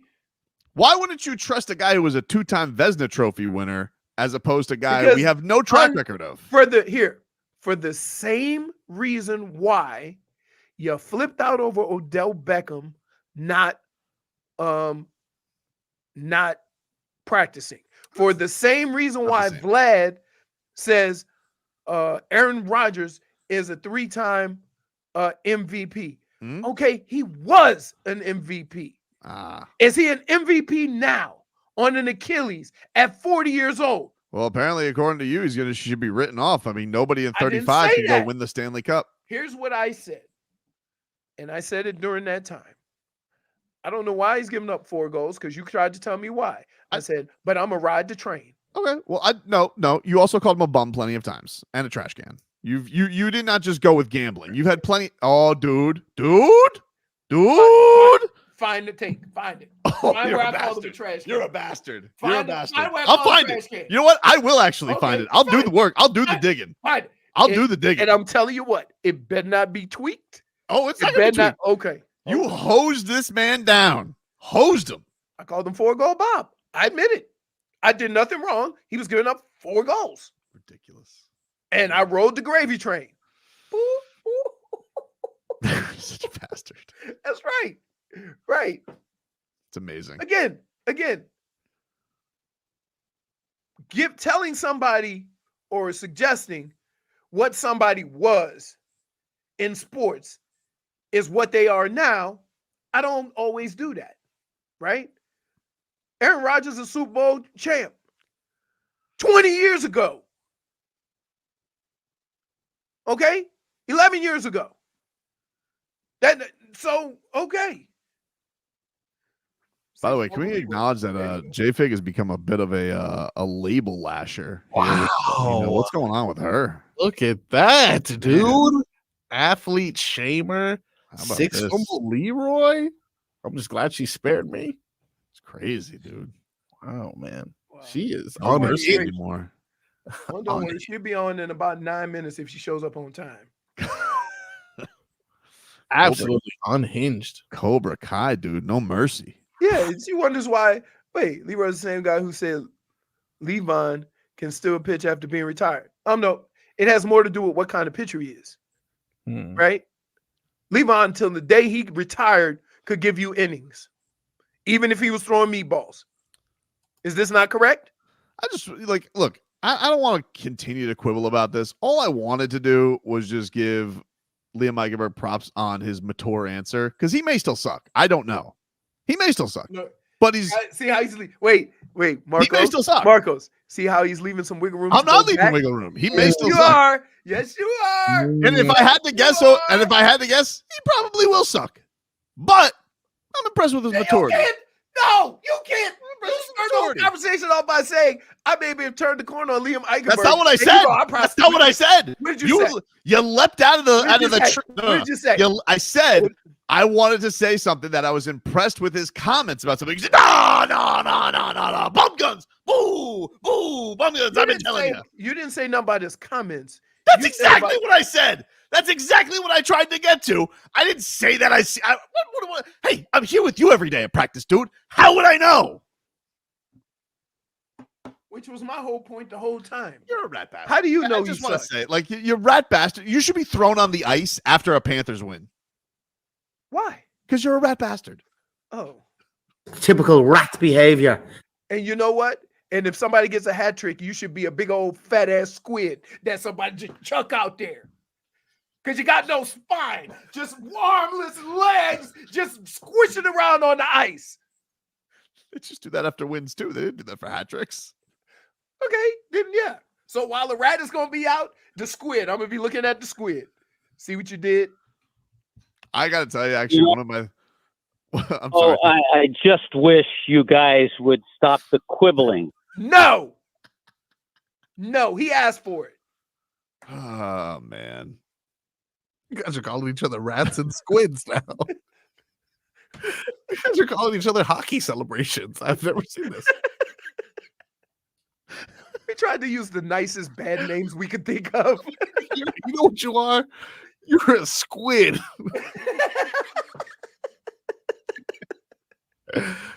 Great. No, Gary, we can't get along. Somebody got to keep him in check. He always flip-flopping, wishy-washy, and I'm all not this flip-flopping. Stuff. Oh, so you still think Eichenberg's a bum? I think most likely he's going to be a bum. No, see, no room for growth. That's my question. Well, I'm trying to give him room for growth, but you won't let me. You're like the troll at the bridge. You're still trying to reserve your status as with the bum gun machine. I'm not trying to reserve any status. Okay. I just wanted to play a clip of him that I was impressed by. Okay, play the clip. Nah, it's all right. No, I want to hear the clip. That's all right. I want to hear the clip. No, we moved on. All right. Not allowed to. I'm not gonna If play we can listen to a 7-minute Mike McDaniel clip on what color is the sky, we can listen to Liam Eichenberg. Yeah, I mean, I think once you play center, mainly in college and mainly, I would say mostly in the NFL, I think it clears up everything in regards to the offense. So, like, I'm out there even when I'm at guard, and I'm not helping Brewer, but I'm just kind of like pointing it as if I'm the center, knowing where he's going and where we're working. So, makes everything quicker, kind of not relying on somebody to point it for you. You know, other guys out there, not on our line, but other teams in the NFL, they kind of rely just on the center. So, it's it's great kind of having that knowledge. Wow. Very impressed. And look at him trash talking other lines. They don't have two people to call out plays. Dude, can I just tell you? What's that? You don't realize how much talking is going on there. So when the quarterback and the center go to the line of scrimmage, that's why they tell you hurry up and get your ass to the line of scrimmage. They point out the mic, right? Basically, the mic is the center point of the defense. So everything that you do, left or right of that, starts with that guy who is the center of the defense, right? So if you have the second rusher from the right, then it's not him, it's the other two, or if he comes to the right, whatever. So the center and the quarterback sometimes disagree because the center will call out the mic, and it could be anybody. Sometimes if you see a blitz, you'll call the mic as the safety, right? But the center can't see the whole picture. If the quarterback sees and reads a blitz, he'll say, no. 25. No. Let's stay with 56. They going back and forth. And meanwhile. So there's quibbling at the line? Yes. Why they trying to, right? Need Tommy Hutton in the trenches. But it always works out. They always figure it out. And keep in mind, you get to the line of scrimmage, you got about maybe 15 seconds. Yeah. So it's crazy. I was just very impressed with Eichenberg, you know? So you're saying these multiple positions help him understand what he needs to do and understand offense. Seems like it. Okay. Yeah, Seems like it. It's called growth. And by the way, you know, a lot of people do it during the course of their career. You know what, dude? You got two things that grow: Chia Pets and Liam Eichenberg, apparently. Dude. -1. You know, you do a Blue Chew commercial, right? Speaking of, you know, guys, let me just tell you something. You don't want to get the bum guns in the bedroom, right? You don't want her out there. It's a ball. Nobody wants that. You want to be firing on all cylinders. Well, that's why I want to tell you about our friends over at Blue Chew. Blue Chew is a unique online service that delivers the same active ingredients as Viagra and Cialis, but in a chewable form and at a fraction of the cost. So whether you're married, looking to spice things up, or you're a center, want to get your snaps on, or single, trying to impress someone new, Blue Chew is for you. And got a special deal for all our listeners out there. You guys can try Blue Chew for free when you use the promo code SHOWPONY. It's all one word, SHOWPONY at checkout, and you're just paying $5 for shipping. Go to BlueChew.com, use the promo code SHOWPONY, and you receive your first month of Blue Chew for free. So what do you got to lose? Go to BlueChew.com today, use the promo code SHOWPONY, get your first month free. That's BlueChew.com, BlueChew.com. Choice.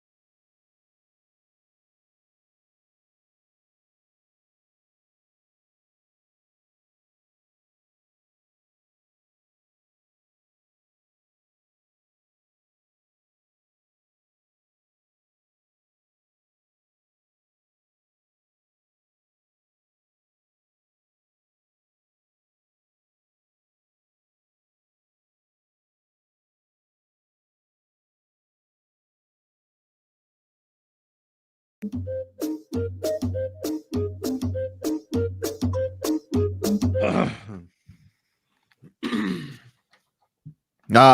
back, everybody. Tobin and Leroy here with you. Let's get the headlines. Brought to you by the new Palmetto Ford Truck Supercenter. Why buy your truck at a car store? Palmetto Ford. We know trucks. Dolphins practice is just wrapped up. Reading in Barry Jackson and Omar Kelly's blog that Khalil Ware attended practice. He Miami Heat. Yep, it said Miami Heat rookies, including first-round pick Khalil Ware, attended practice today. That's kind of cool. Yeah, that's cool. You know, Spo loves the football. Yeah, I'm trying to think if we had. We had a couple of guys. I've gone to their practices. I've gone to spring ball. Down here, the Indians used to come down here, and I've gone to basketball camp, but that's boring. It's boring. Leroy would love basketball camp because it's like, basketball camp 1 week. Yeah, that's the Heat. We're gonna be here. This is the Heat training camp. Media day on the 30th. 1st through the 6th is training camp, then preseason games. Yep. And then they barely practiced during the season. Yep. It's kind of cool though. I wonder if Spo was there. I don't know if anybody saw him. You know, Spo. I think you would have heard. I don't know. I don't even see many tweets about it. I only saw this in their blog. So is Spo even in Florida? Good question. I don't know. Oh, yeah. that's a good point. Yeah. Good question. I don't know. I mean, maybe he decided to, since he's in Europe, get a vacation in. Yeah, it's possible. Although you've seen a lot of the world, maybe he's sick of traveling. You've been away for a while. He's already there though. That's true. But maybe he gets sick of French. His kids or something. I could see. Some people would get sick of the French. How many croissants can you have? Jesus. You do realize, What? Frenchie's in the other room. Oh, sorry, Mima. You don't count though. She's Canadian French. Yeah. Where do you think they came from? Never thought about it like that. Yeah. And Smeathan, I just want to say, don't think that what you said hasn't gone unnoticed. I just choose not to acknowledge your ridiculousness. Let's see. Julian Hill got the orange jersey today. Tight end. Physical. That's what everybody says. This is also Jaylen Phillips participated in 11-on-11 work. A good sign on his third day off the pup. He seems to be doing everything that his teammates are. It's kind of cool. You would imagine though the joint practice maybe probably not. Would you be surprised? No, he's not doing that. Yeah, that's not controlled enough, right? Well, it's something to be said about when you're going in a controlled environment, you can control how you go out and everything's done. But once you get the juices flowing and you want to compete, right? You crank it up another notch and you ain't there yet. Should be an exciting one. You get to see another rookie QB this week. Were you impressed with Penix, by the way, in that first preseason game? What'd you think? I didn't think it was anything to write home about. I mean, he had some good throws. He made some good decisions, some good quick throws. But again, it's hard when especially for young guys, you have to really hone them in on a game plan, on what you're trying to do, not just go out and play random football, right? And right now in camp, you're just playing random football. But seeing him throw the ball and being healthy, no, he looked okay.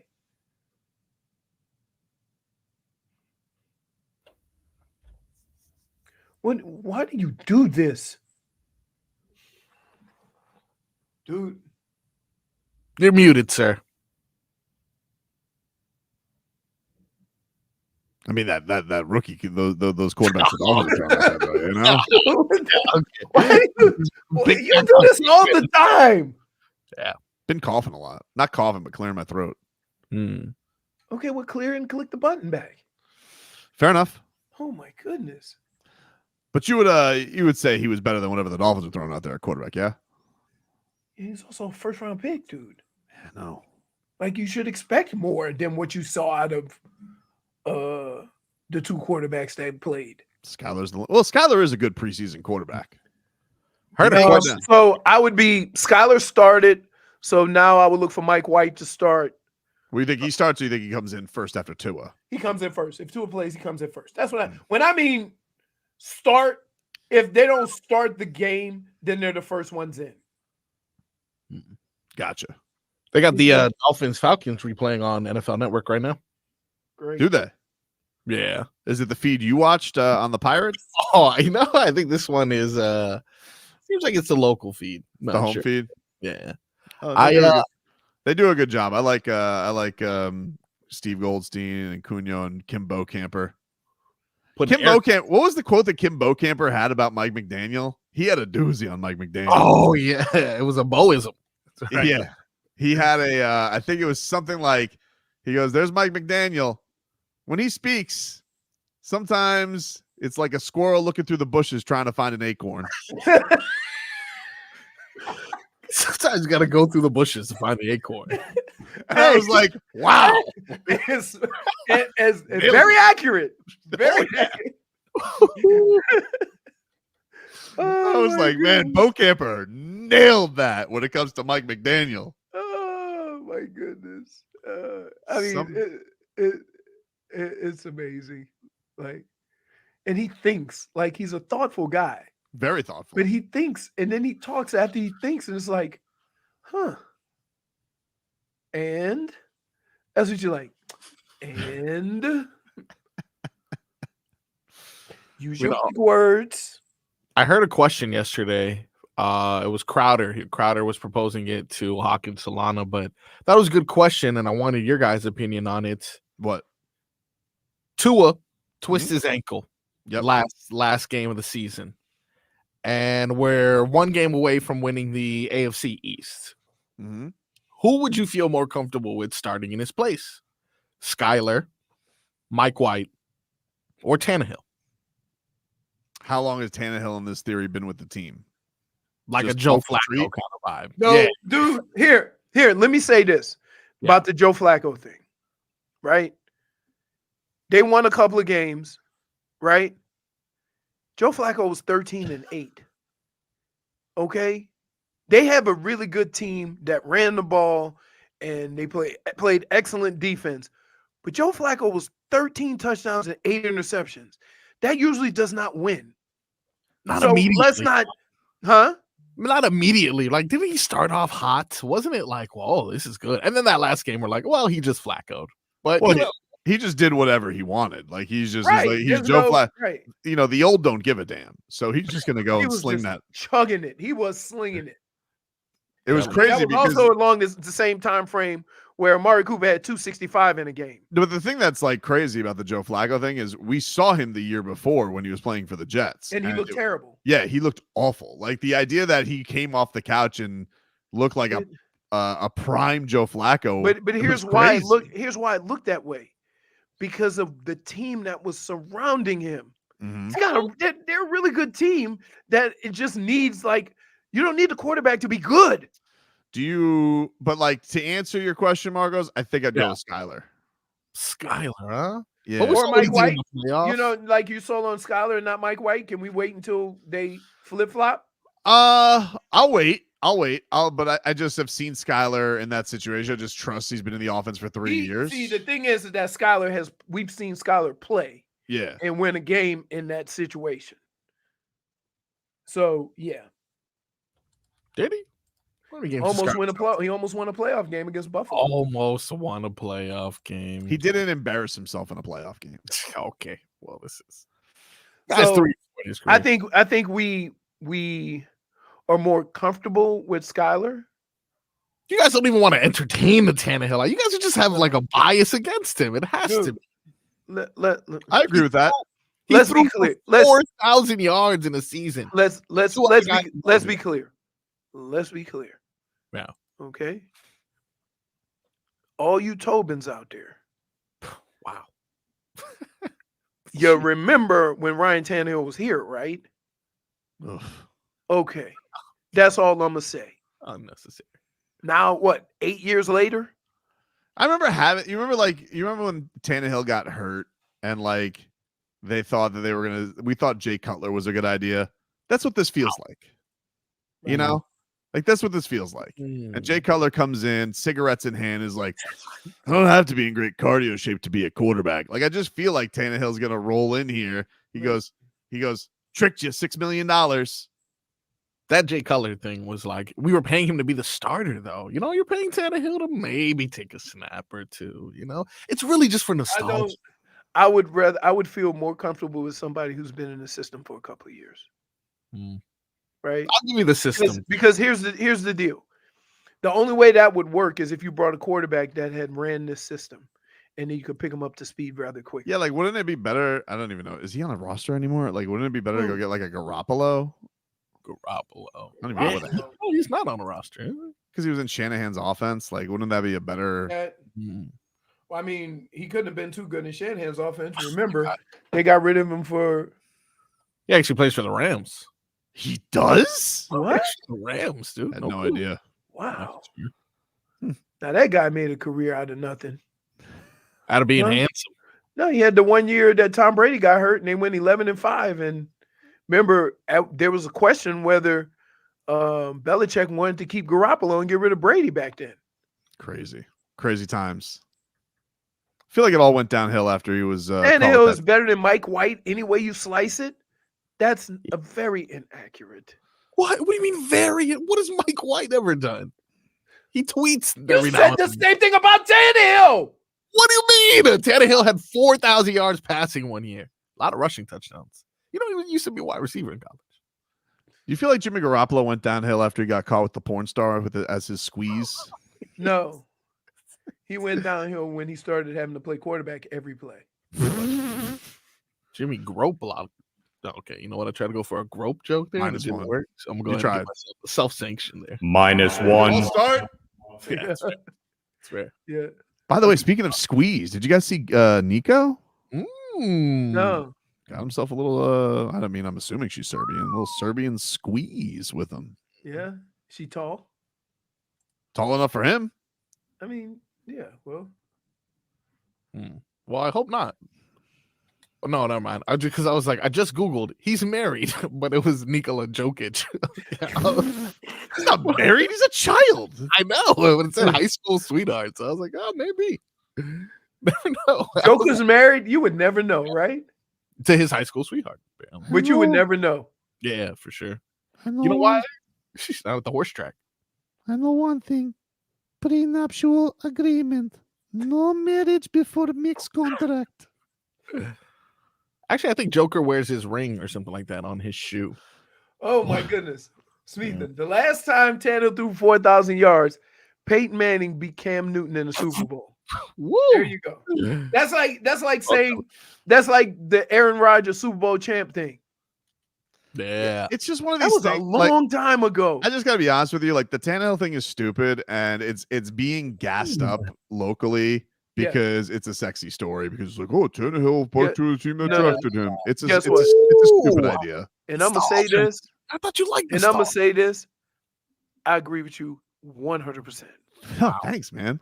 Wow. If you want to do a reunion that really would move the needle of a draft pick to his former franchise, you give Michael Beasley another chance. That's what you gotta do. Michael Beasley. Back after this. Jeez. This hour of Tobin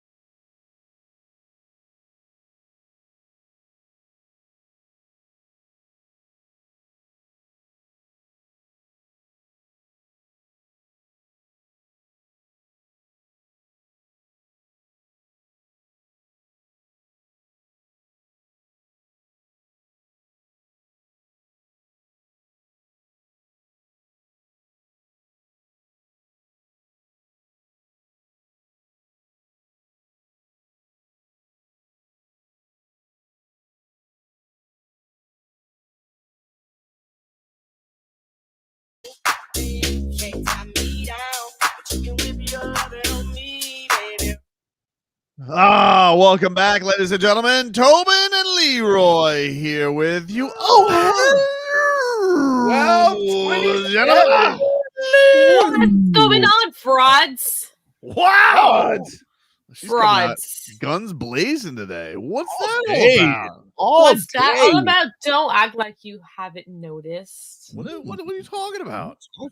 Dude? You're being fraudulent and phony. About what?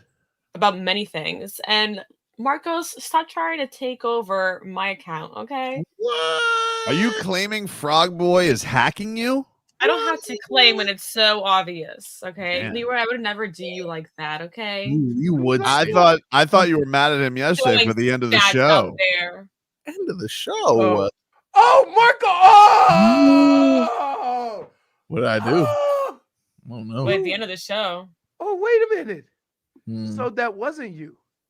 Nope. What did I do? Are you serious? Wow. Was it even accurate? That's diabolical, Frogboy. I don't know what you're talking about. Oh, I would never. So now I got to check to see if it lied. It sounded real. So let me get this straight. I ain't You gonna masked lie. yourself as the birderer to throw out negative Leroy Horde rookie stats? I would never. That was Speak definitely. louder for the class, Marcos. Don't come after me. I don't even know how to use this Google, the Googles. I don't even know how to use this thing. How would I be able to find this? First of all, hey, Yeah. if I may, 0 fumbles my first 2 years in the NFL. JFig, what do you have to say to that? You look very guilty. Did you not just look at your face? Right. What do you have to say to that? And wait, I don't gotta say and wait, anything. and fraud and Frog Boy. That You had it was right the first time with fraud. yeah. Let's see. All right, no. Second year, no fumbles. Third year, 1 fumble. Fourth year, 3. Whew, that fifth year. Whew, 7. Woohoo. Sixth year, 5. Then 0, 0, 3, 1, and then 3 my last year. So I only had 23 in 10 years. But I Not had bad. 1, 2, 3, 4 years with no fumbles. Yeah, which is why I thought it was completely out of line for JFig to come out like that. Are these fumbles lost or Very just bold. fumbles? It just fumbles. It does. Oh, wait. Here, lost. 14 lost of the 23. That's pretty good. Oh, nice. Yeah, that is good. Let me see. And then I had 2 lost pass. So 16 out of, let's see. Let me see something here. I'm going to try to 1,008 out of 1,260, 46 touches. 16 lost. Pretty impressive. Yeah, I never doubted you, dude. Man. Regardless of what pro football reference.com likes to, man, now that I look at it, Pro Football Reference has your career 35 fumbles. I don't understand. No, I didn't. I'm looking That at seems these, a bit much. I'm looking at these stats right here. We should really get to the crux of this though, which is why is JFig throwing those stats at you though, dude? Like that's Why is she even crazy. doing that, dude? Like, why would You she do know. that? Throw that in your face like that. Getting snippy. She also Never called you see- an athlete shamer. Never see it coming, just I like mean, Washington. Is he not an athlete shamer at times? No, Me? just a little tough love, baby. If anybody's a shamer on this show, it's Leroy. That dude. No, shames not. all kinds of people. No, that's true. What are you talking about? He's like, oof. Remember when he shamed the Olympic athlete? I got 2 words for you: Bradley Chubb. Oh, yep, that's another shame. If the name fits, you must quit. You once told Melvin Ingram he wasn't allowed to wear a number.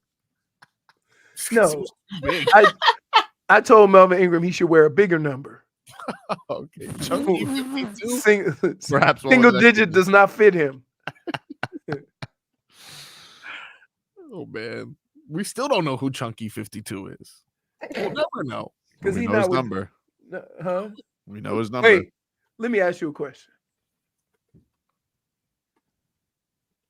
He was out there dressed like a kielbasa. Okay. I mean, the only ones that Yeah, really wait, saw him were did- you both. Hey, did he not have sausage skin on for a uniform? He did. It was something, dude. Yeah, that's what I'm saying. Like, just because I said something, like, don't take it out on me. I'm not the one wearing the outfit. Can't believe it, Leroy. We'll take a quick break. Rats of a Ship is next. Rats of a Ship.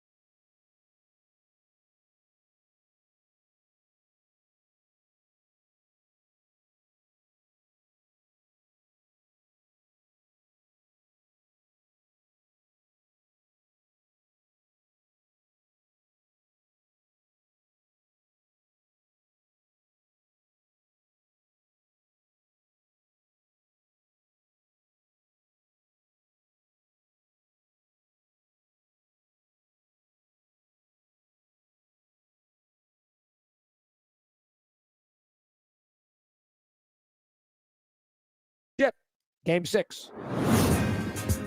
Rats off a ship.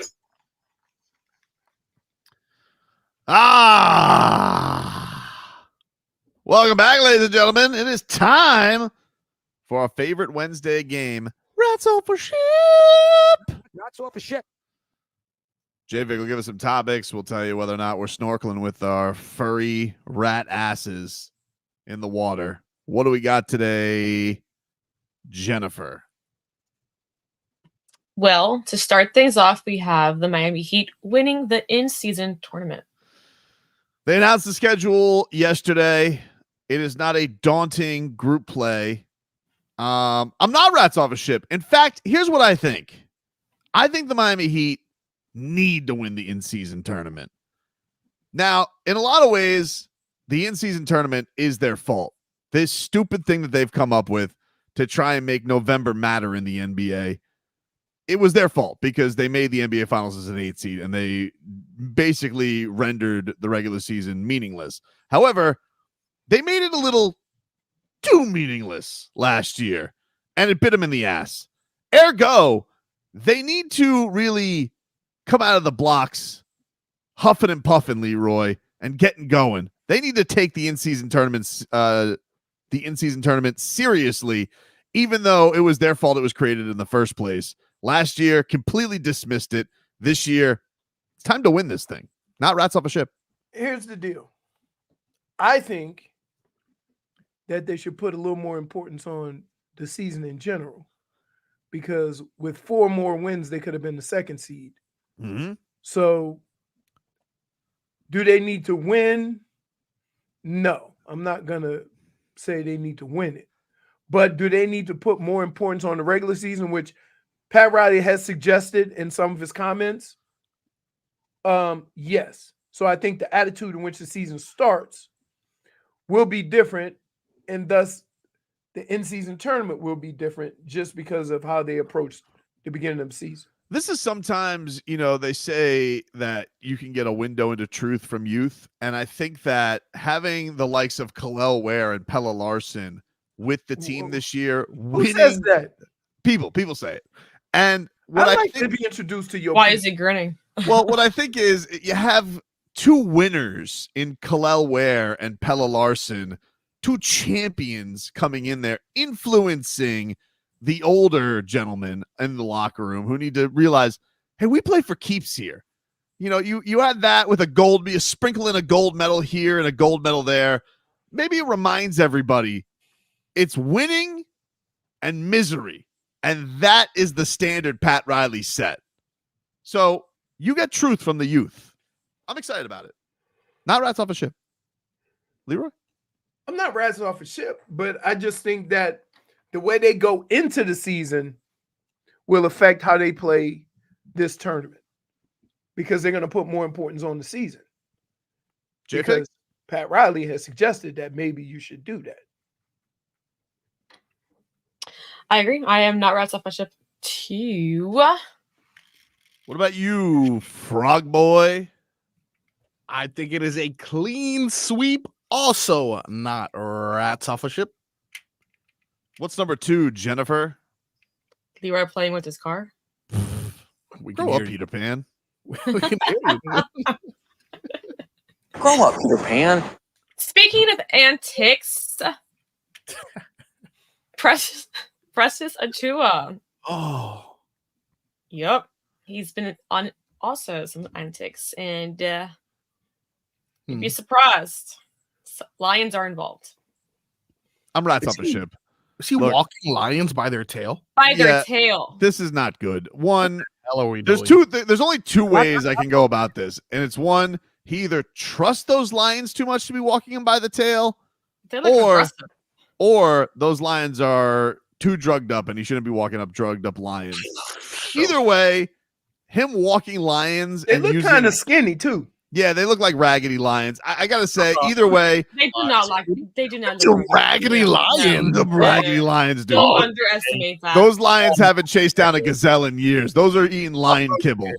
Oh, you know that $1 million? Not as appealing as that other million. They're lions, dude. I'm rats off a ship either way. Oh, I'm rats off a ship because here's what I've learned. Rats off a ship. Right? And this is weird because he's a non-intangible. And we don't normally do stuff like this. Yeah, but lions are in Africa. Oh, All right. You don't remember when the guy got his arm ate for paying $150 to pet a panther? Yeah, but that was in Hialeah. That wasn't in It's even worse in the wilderness. Right? And he holding him by the tail. I'm gonna tell you what the big one. Just like he's not even looking at the camera. He's looking at Hey, honey, check this out.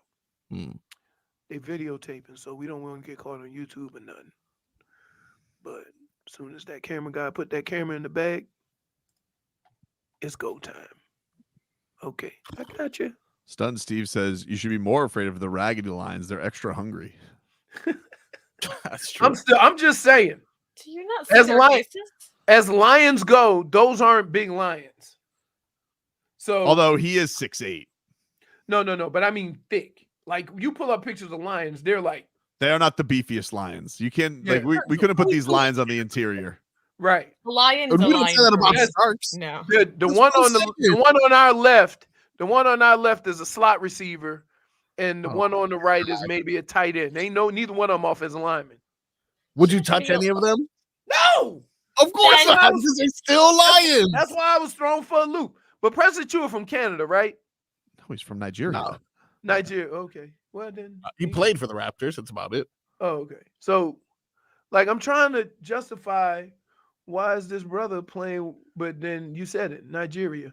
He's in according to what I'm seeing here on Bleacher Report, he's in Zambia. Yeah, he's in Zambia for a 3-day youth basketball camp. And so he took a couple of days off to go walk some lions. Got to walk your lions. They give you things. Would to you do that, JFig? I'm pretty daring, but I would not do that. Marcos? No, but okay. Can I say something though? I'm upset at JFig for that because she'll pet a shark. You'll pet a shark. That's just basically a shark out of water. This is a land shark. This is the same thing. These are two of the same things right now. Like, and that's why I was upset at Leroy. Because if I saw a shark, I wouldn't be like, man, is that a big shark or is that a skinny shark? I'm like, it's a shark. Who cares? No. There ain't no way in hell I'm getting close to either one of them. Yeah. I'm just saying that as lions go, he ain't holding the tail of, look like somebody that's been hunting lately. Although I could see Zach Sealer having that and being like, "This is my cat." Oh yes. also intangible. Like I could see that. But I'm see, having the a hard reason time why seeing Precious Achiuwa, Ooh, bless you. like God bless you, sir. walking lions by their tail, which means they got to be something else. These are trained lions. Like, what's the deal? Because wild animals are wild animals to me. the reason why I say this is because all my life I grew up around water. So, there's more information on how to like treat those creatures. I've never been around a lion, so I don't know what exactly to do in that situation. So Just pet him like you would the shark. Pat him on the nose. No. bad boy. Could you? I don't think You ever see the meme with the guy playing and then he goes to drink something? He don't have no fingers because they So everybody's rats off a ship on this. Yes. Also, do not walk down by their and I know tail. I know you rats off a ship because you had a possum that looked aggressive and wasn't aggressive, and like you got a defensive position. Yeah. Very, very smart on his part though, because I know he's plays for the Knicks, if I'm not mistaken. Only signed a 1-year deal. Had a no trade clause that he had to waive because he's like, look, I understand they're gonna be pissed if I'm out in Africa, so I'm gonna give them the benefit of the doubt. As a GM, I'd be like, what the hell are you doing, dude? What are you doing playing with lions? Let me tell you something. The LSU had a real tiger, and that was a cage with another cage around it, and I wasn't even getting close to that because that sucker was like 600 pounds, and I was terrified. Schmeathan says walking a line is still safer for your body than playing for Tibbs. yeah. That's what he said. Precious would respond with, "Hey, y'all worry about me walking these lines. How about Tibbs being my coach?" What's number 3, JFig? Julian Hill being the Dolphins' best tight end this year. He says the tight end coach had him watch George Kittle films this offseason. A lot of Julian Hill buzz. Yeah, Derm Smythe said he is the most physical player he's ever played with. Got the orange jersey today. He's watching a little Kittle. Question. Could be something, Leroy. Is he a route runner? Is he a route runner? Yeah. He does both. Okay, but he's physical. Like, that's his thing. No, but what I'm saying is can he do both? Is he going to be a threat in the passing game? He did have some drop skis last year. Okay, because the whole thing with Jonnu Smith is his ability to run routes and stuff. Yep. So if Jonnu's looking slim too. Right, but he's not. He's not like he's big, but he's not. Like Jonnu, they're kind of using everywhere too. Like they're using right, but that's my point. That they want a guy who they can put on the inline line of scrimmage that can also run routes from that formation to kind of deceive the defense a little bit. If you only can use Jonnu to run routes and you have to play him in a number of different positions, we already had that guy. I do think though, like we remember this was the Gesicki thing. Like this That's what I'm coaching saying. staff was rats off a ship. Right, So that's like what I'm saying. Gesicki was the one you got to line, basically played slot receiver. I think what I feel like is they should, like when you get the Kittle film from this coaching staff, that's like the holy grail. They're like, hey, I'm gonna show you something. Gesicki wasn't ready for it. He goes, what is it, coach? What is it? The Kittle film. Wow. And then it's like, oh, and they hand over the DVD or whatever they use to show the film these days. And that, or maybe it's a spool actually on film, and he just sits there. Oh yeah. DVD. No, you think? No, you think they don't even use DVD. Oh, they send him They send it on an iPad. Everybody gets an iPad. They send him the Dropbox link or whatever it is. Yeah. Yep. Dade South says they ran a reverse with Jonnu yesterday. I saw that the one day I was boots on the ground at practice. Jonnu Smith, backfield. Wow. Reverse. Trickery. Wrinkles. Creative. Wrinkles. Oh, wrinkles in the offense. Washington might have been safer with the Lions than JFig. Fair point. Good point. Anyway, I'm not rats off a ship on Julian Hill. Seems like something's a brewing. Damn. Something's a brewing. You know what it sounds like? Yeah. It sounds like I'm going to be betting anytime touchdowns Julian Hill this year. Okay. I'm not rats off a ship either, but as much as they complained about Gesicki not being able to do both, now they have two different guys that do the two things. And I thought the whole point was to get one guy that did both. You understand what I'm saying? Yeah, there's been a lot of plays though they've talked about in camp. He's gone deep. Like I think Julian Hill's got a little something. Okay.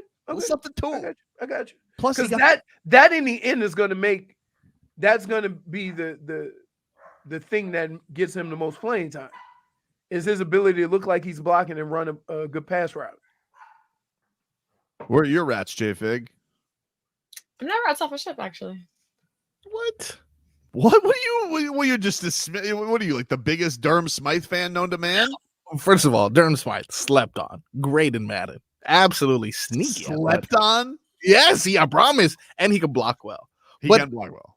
If you guys think about it, if Julian Hill is the best tight end on this roster when it's all said and done, then the biggest addition to the Miami Dolphins this offseason on offense was a bust, was a flop. If Jonnu Smith can't outperform Julian Hill. No. Here. Let me say this. That you bring guys in hopes that they're going to do X, Y, and Z for you. But that doesn't mean they're going to be the best version of that.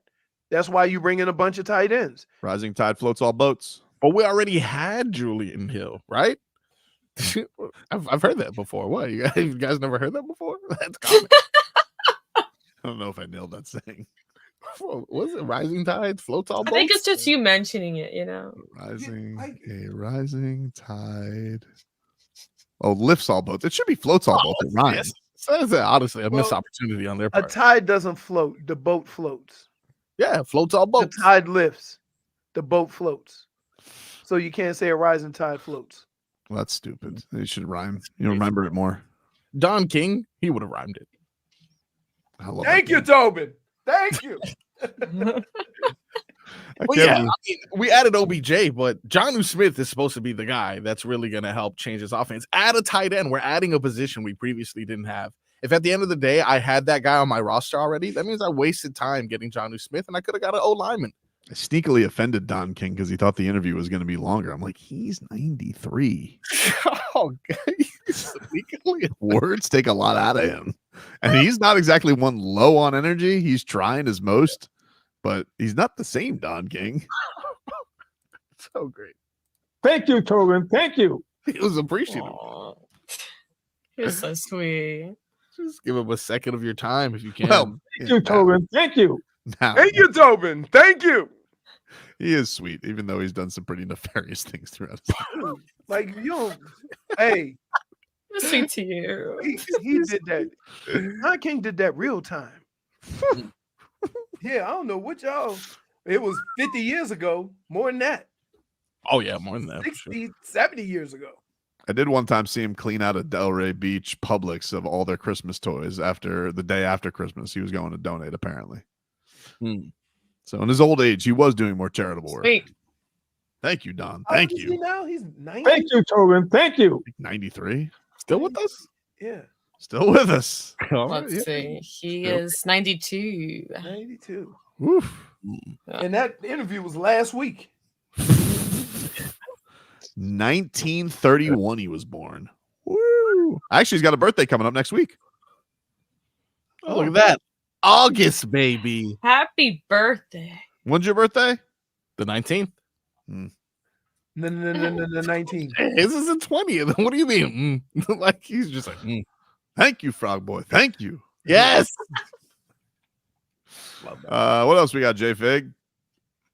Well, we just wrapped up the Olympics this weekend. Dr. Dre says he's going to compete in the 2028 Olympics in archery. And he says he's dead serious about it too. This has to be like an LA promo, right? Rats off a ship. He's not going to be competing in art unless he's going to stack the deck like Ray Gun did. Well, Although here's the problem with that. To qualify for the Olympics, you have to place first and second in the Olympic trials. You can't just go. Does he get an automatic bid since he? No, you don't get an automatic bid. I think in basketball you do. Basketball's different. You pick a team. Same thing with volleyball and all the other sports. But they have tryouts too. Like, remember the original list of people that go to the Olympics to try out aren't the people that made the team. Man. Yeah, Rats off a ship, though. He can't do it. I'm right.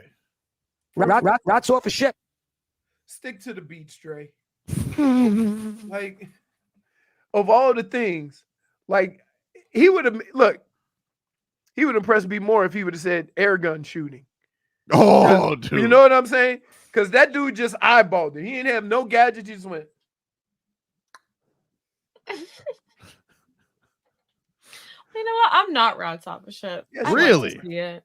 Listen, I have tried, and furthermore, I would say Bo Jackson is a better bow shooter than him. Really? Oh, yeah. Is he? I didn't know that he was known for that. Yes, he's a hunter. Yes. They did a special on him, and he put a target through his house about 100 yards, and he shot the bow through his house to the target. Sheesh. Yeah. Frog Boy? Rats. Like, come on. Now, like, why people say, oh, I'm going to try for the Olympics? That's like all the friends that I met during the day say, oh, yeah, I'm going to try out for the tour. Great. Idiots. What say you, Toe Jackson? Damn, dude. I think you guys aren't giving them enough credit. No, I'm not giving. I tell you enough. I'm giving him 0. Are we gonna like is somebody gonna send us YouTube videos of him being a great archer? Tell you what, based off what never knows. Can I just say this? Can I just please say this? Yeah. Usually, archers or hunters right? Safe to say. Yeah. Okay. Can There. Zach I'll Sealer leave it participate in at the that. Olympics? I'll leave it at that, and I won't go into the intangible, non-intangible theory of bow hunting. Well, Dr. he Archery. was apparently a part of his junior high school team. And it's something that it's not like he just thought of it this year or something like that. There's a video here on Twitter of he's giving lessons. And this is back in February of 2022, posted on the No Jumper page. He's giving archery lessons to a local California DJ. So never know, man. This could be a sneaky little passion. You know, I mean, he is a billionaire. The billionaires have weird hobbies. Absolutely. Like archery. Hey! Andre in archery. Mark Zuckerberg took up MMA. That's Seth Rogen makes pots, like pottery. Strange, dude. Strange. Snoop Dogg teamed up with Martha. Look at that. Take a break. Back after this. yo.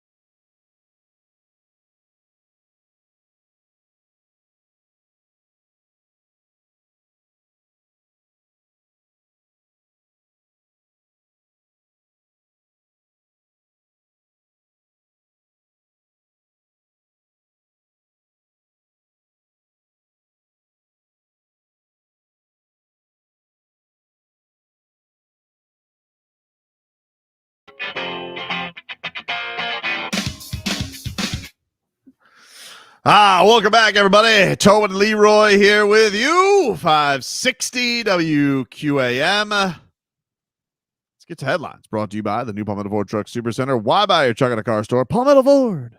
We know trucks. Miami Dolphins done practicing for the day. They'll have a joint practice tomorrow with the Washington Commanders. So we'll get excited for that. Some action. Of course, Dan Quinn, in a lot of ways, is one of Mike McDaniel's mentors when he was head coach of the Atlanta Falcons. So He got two guys. he's got a lot of. The guy had a lot of jobs. Mike McDaniel had a lot of jobs. He was in Cleveland. He was in Cleveland. That's how him and Weave know each other. Any words out of Cleveland from him? I was like, weird guy, a lot of words. No, they got a good defense, so they haven't really they don't really make a big deal about, losing guys, but they're really good. Get to our training camp report here, our second one of the day, which is brought to you by Miami-Dade County Public Schools Technical Colleges. Are you ready to level up your career game? MDCPS Technical Colleges have you covered. Choose from tons of programs, learn from their top-notch certified instructors to get real-world experience. And the best part, you can graduate debt-free in just 1 to 2 years. If you're ready to make the move, log on to careerinayear.com or call 305-558-8000. MDCPS Technical Colleges, your best choice for a brighter future. We had Tua speak to the media yesterday, and he said, Leroy, that he was impressed by young Jaylen Wright's running style. He hadn't really gotten to see him do anything for real skis, and says that the young rookie running back got some swag to him when he runs. Yeah, he's acclimated pretty quick. I think that was one of the first times I can really say that I've seen his personality with running the ball. Runs the ball and then throws one of those. I'm like, okay, like he got some swag to him. And I think he's still trying to feel out the guys. He's still trying to feel out the offense. And I think once he feels comfortable and gets comfortable, then I think we'll all start to see his personality flourish. There you go. To impressed with the young running back and what is looking like a pretty damn good running back stable that they got. Between running back and wide receiver, they got a couple of full rooms. Like the decisions that are going to have to be made. Got 3 tight ends also. But tight end, you can keep 2 or 3 tight ends. I would say Tanner Connor's probably, getting that injury. He's probably got to be a little nervous. The harder decision is going to be in running back and wide receiver. Agreed. Because you keep in mind you're going to have to, like, where does a guy like Jeff Wilson fit in? That's a great question because he's Mike McDaniel's saying he's playing, I believe he said, best ball that he's seen him play yet. Don't mean nothing. I'm just saying that's what he said. He's throwing out the compliments, and that's his guy. He scouted him back at North Texas, he said. Right. And but I mean, yeah, you would essentially think that 1, 2, 3 are set, right? Ahmed's been hurt. I gotta think this year without having an incredible preseason. He felt like he was on the bubble last year. Thank God. Chris Brooks. So then it feels like, what is it? Is it you think they keep 4? So Chris Brooks and Jeff Wilson, is that the battle? It depends. Like sometimes you can keep more if one of them's a special teams guy. You know what I mean? So that's the thing. That's where you make the decisions because sometimes you might have a wide receiver that plays special teams or another running back that plays special teams, and you might keep another guy at that position because of that. So even though he's listed as a running back, he's really a special teamer. JFig, by the way, during the break, she handed me the worst headline of all. What was that? Tommy Fury and Molly-Mae are no more. Oh my God! One of the all-time Love Island couples is splitting up. Is there no hope for love in this world, dude? It's crazy. After 5 years and a baby. Wow, dude. Yep. 5 years. You know what? He probably got a little too big for his britches. I mean, he hasn't had a fight since the Jake Paul fight. He didn't really ride the momentum of that fame, I gotta say. Remember, he cried afterward. Oh my God, did he cry like a bitch? Oh, this is for my legacy. I'm like, I'm pretty sure your legacy is gonna be your brother. Tarnished. Love Island. You know what this means, though? You know he's coming back. Both of them. Both of them. You think a Love Island reset, like a Steve Orsay Love Island? Yeah, back in the queue. Interesting. You think he'd go back to Love Island? Yeah, what else does he have in life? Well, Literally. here's the thing, though. They weren't very interesting as a Love Island couple. Like they were the lovebirds. They're like, oh, we love each other. Nostalgia. What, like a debaucherous Tommy Fury? Is that what we're getting? Somebody who's really ready to cut loose? You watch The Challenge on MTV by any chance? No. I've never watched The Challenge. They're 25, 30 seasons in. When I was younger, there was this guy, CT, on there. He's still on the show, dude. That tells me that if you have a good character on these reality television shows, 20 years. That is a Love Island special. They will retread a lot of characters. Like this season, 2 of them or 3 of them came back. Yeah, none of them good, by the way. I need Ekin Su, Davide. I need them all back. She writes, Who was your favorite? Okay, go. Never in a million years did I think I'd write this after 5 years of being together. I never imagined our story would end, especially not this way. I'm extremely upset to announce that mine and Tommy's relationship has come to an end. I will forever be grateful to the most important thing now and always, my beautiful daughter. Without us, there would be no her. She will always be my priority. I want to thank you for all the love you have shown us over the last 5 years.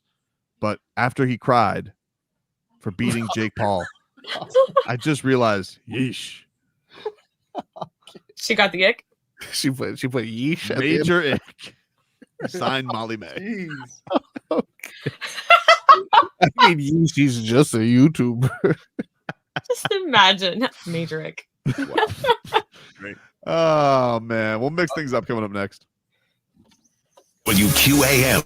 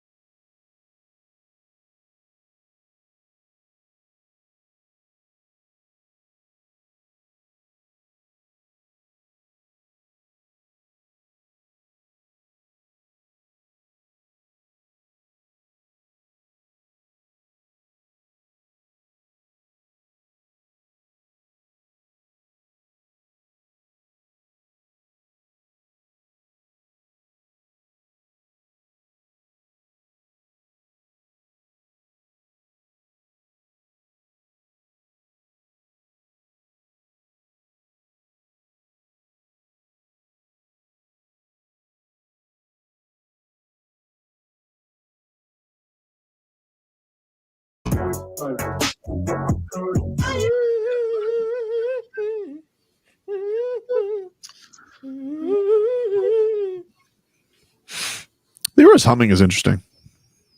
Yeah. And by interesting, you mean impressive. That's right. Okay. Not as impressive, though, as Frogboy's mixed bag. Woo! Or humming. The mixed bag is brought to you by Broward Health. Well into your future. All righty then. I have quite the mixed bag today with an assortment of items because I was recently judged on my mixed bag. Okay. Who judged you? I got some feedback from none other than Guh-len. What? He said too much dolphin stuff in your mixed bag. All right. Wow. Is it a mixed bag or a dolphin bag? He said that? Then he slapped me. Wow. Wow, okay. Yes. Well, don't you normally have themes? Did I you not don't call him know. that? That doesn't sound like something I would do. But you know what? Sometimes you need that. You need that reevaluation in life. So I decided I'm going to mix things up.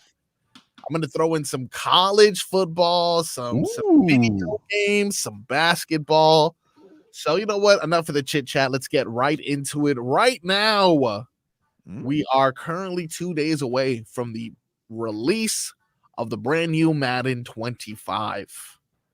But that hasn't stopped them from going viral already with a new screenshot of a player build that they are deeming is less than favorable to Mr. Marvin Harrison Jr. Oh.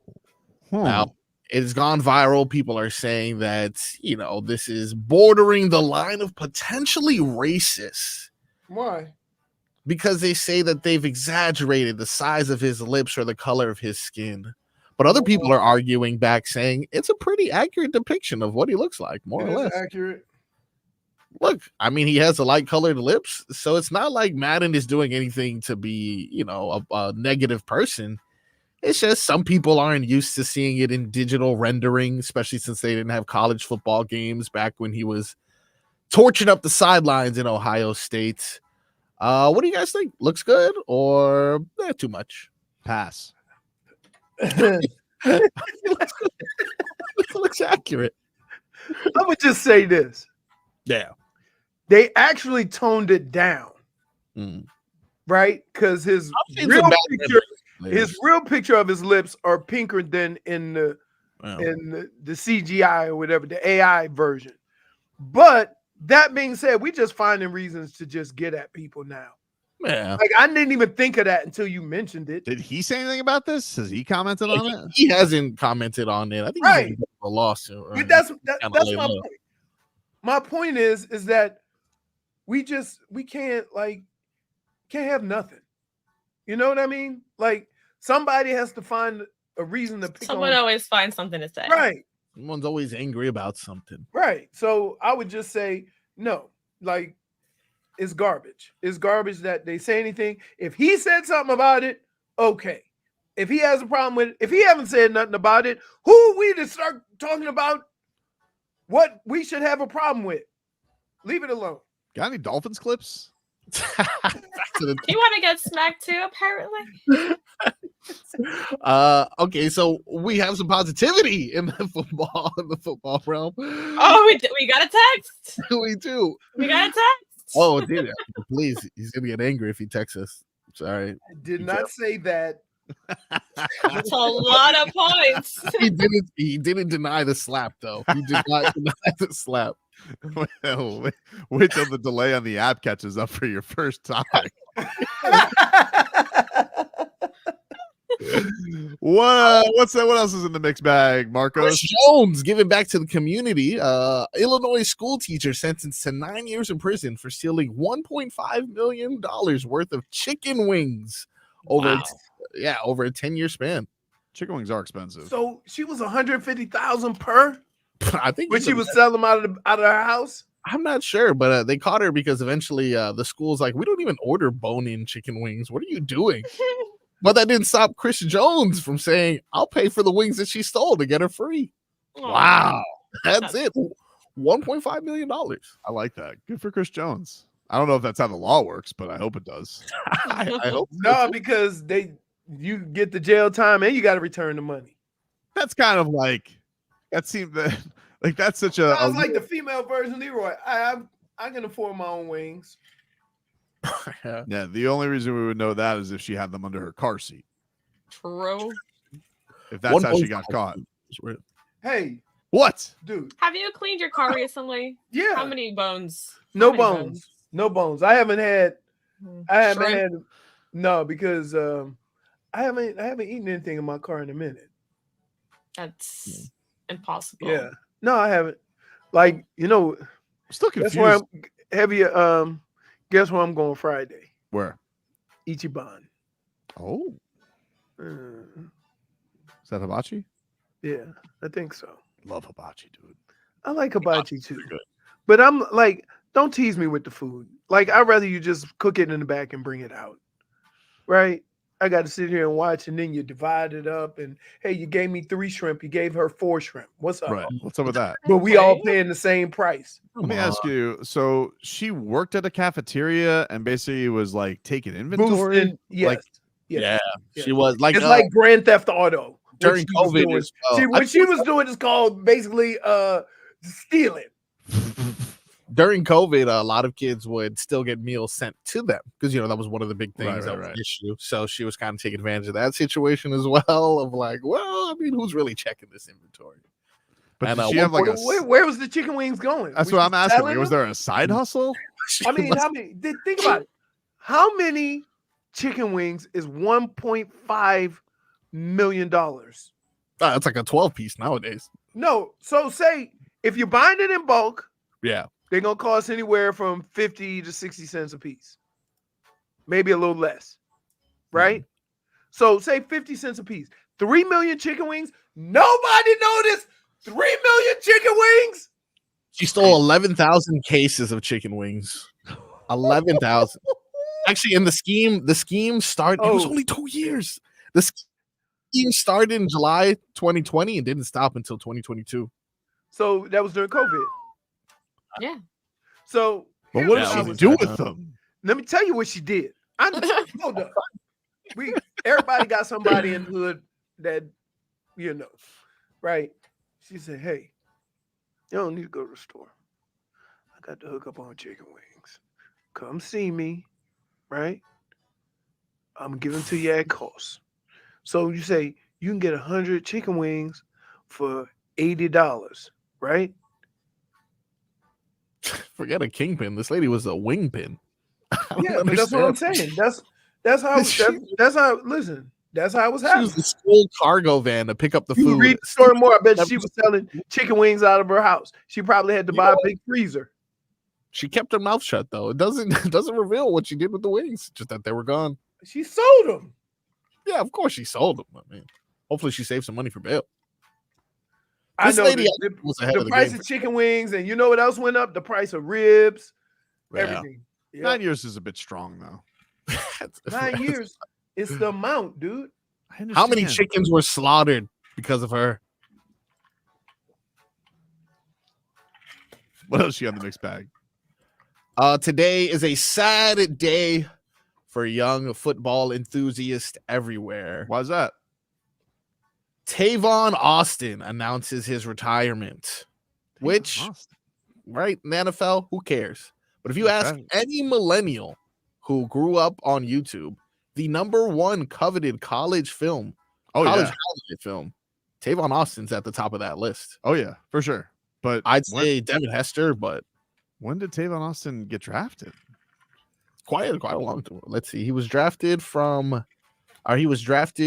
by the Titans. What year was this?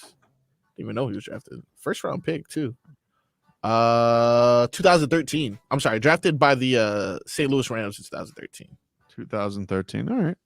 Yeah, 9 NFL seasons.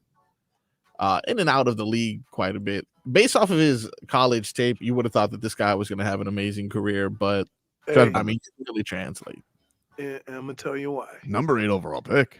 In college, you can be fast. Yeah. In the NFL, is how you use your speed because they fast too. Yeah, but this guy was like a Virginia. That pipeline kind of continued over to Michigan as well. So I think you may be right. Woo! Watch out now. But I'm telling you, these moves that he put on, you thought this guy was going to be, amazing. He didn't look very fast. It was. He looked quite shifty. arguable. He looked shifty, but not very fast. Was that ACC or Big East? Big Ooh, East. Yeah, that was Big East. 10 years ago? I don't remember the Canes having to deal with that every year. He was, by the way, Rich Rod was 07. He was done at West Virginia before Michigan. Who was the coach? I don't know.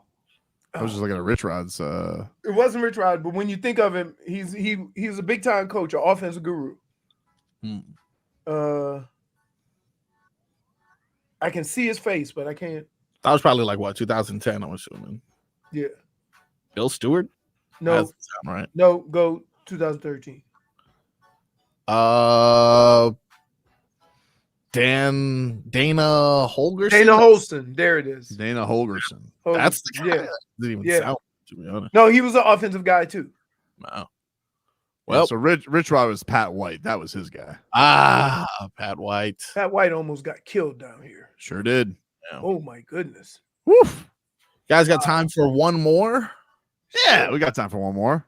This is a bit of could be something, could be nothing. Definitely. This was posted on the Bleacher Report page. This is an Olympic activity. This is post practice. I'm allowed to show this video, right? There won't be any issues for this video, I'm assuming. What is it a video of? They were asking who has the best celebration from like from Team USA Twitter account? Yeah, you yeah. can play that. You can play that. So this is a question that was posed. Who has the best celebration? We've seen the chef, Steph Curry. Good night. We've seen LeBron with the crown. There was a moment in this video, though. I don't know. Maybe LeBron was sending some signals. But you watch the video. You let me know. Who do you think has the best celebration on the U.S. men's national basketball team? Celebration on this team. Best celebration? You got so many goats that already got like their own. Obviously, that was tough. Crown. Got this one. Yeah, what's that one about? Get up off of me. That's me and Ben Monte. That's my twin. That's when I get a little and one when them little boys be trying to stop me. I'm gonna have to go Drew. They go like this. Wave at you for the 3. Drew Holiday 3. Drew Holiday, he does this in the NBA, but he's supposed to hear people. Take your pick. There's just so many of them. I don't know. I got Crown. I got going crazy. I got Chef. Got to go night night. Chef ain't never do a celebration against us. I never had the pleasure. Steph, how many do you have? You got the shimmy. You got the night night. You got the point. That's a lot. I like the Steph shimmy. Yeah. That's also tough. I say the Steph night night. I don't know if I'm rocking with that. What be like? Is that really what you do? The look away when it's in midair? First of all, I didn't even see what you did the other day until I seen the video the next day. KD got anything? Too little. You got K when he do this. What's your celebration? Point to the sky when I make a 3-pointer. Yeah, but I'm taking Drew. I might have to steal that, incorporate that into my repertoire. Generous. So are you alluding to though LeBron James calling Bam Adebayo his twin? Bamonte? Well, that's my twin, Bam. Here, the best one is when Steph shoots it and just turns around. The no, just walks to the hit. I mean, the night was pretty great though. But my favorite is the Steph shimmy. I love the Steph shimmy. Yeah. But it was interesting. So I did notice Bam and LeBron quite tight. And then doing chummy, very chummy, some may say, Marcos. Everybody gets along with Bam. Yeah. He is friendly. Interesting. Everybody. One may say if things can go awry this year, there was a ripcord move. Ooh. Very interesting. I like the crown, by the way. I think the crown's like, come on. It's the king. Take a break. Back after this.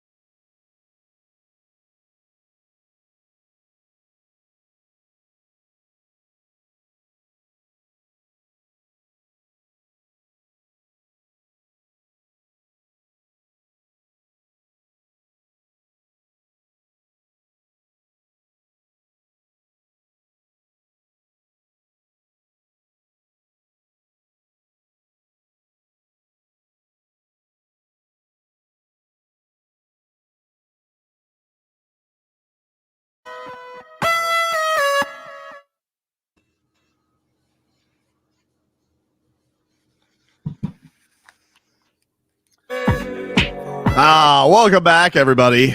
Tobin and Leroy here with you. 560 WQAM.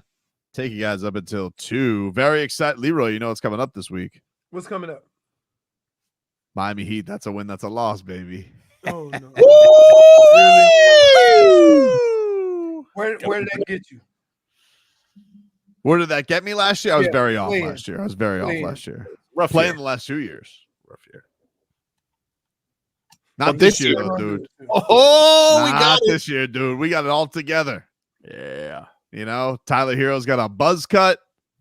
Jimmy Butler is beefing What with does a poker buzz people. cut have to do with any of this? He's got a look to him, JFig, like he's all business. Jennifer, have you not realized I ask these questions of this man every day? You would admit, JFig. I would admit nothing. I admit nothing. I didn't. I was asking you. I was asking Jennifer. She admits nothing. Nope. You did. Let her speak for herself. Nah. You would admit, Jennifer, that Tyler Herro is somebody like yourself who is boots on the gram. You would admit Tyler Herro looks like he's all business this off season. It was the same business when you said he was getting swole.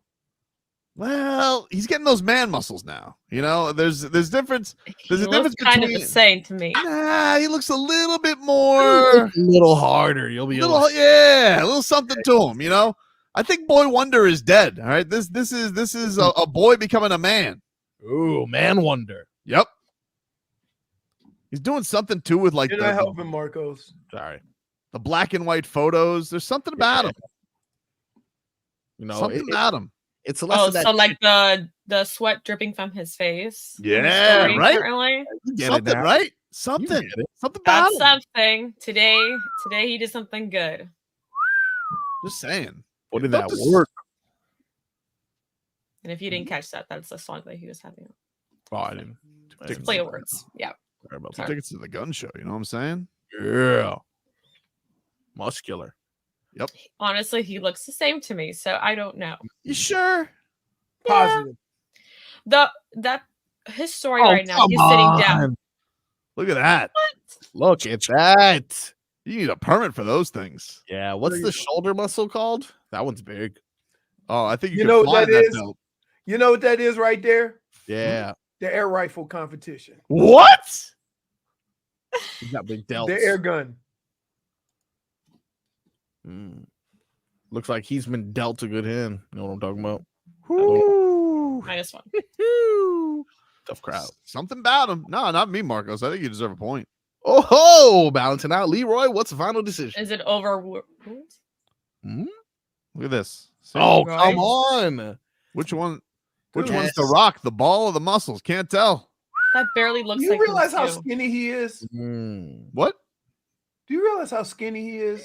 He's a thin lad. He's a thin Okay, lad. so he's supposed to be ripped. Are those Well, Jordans?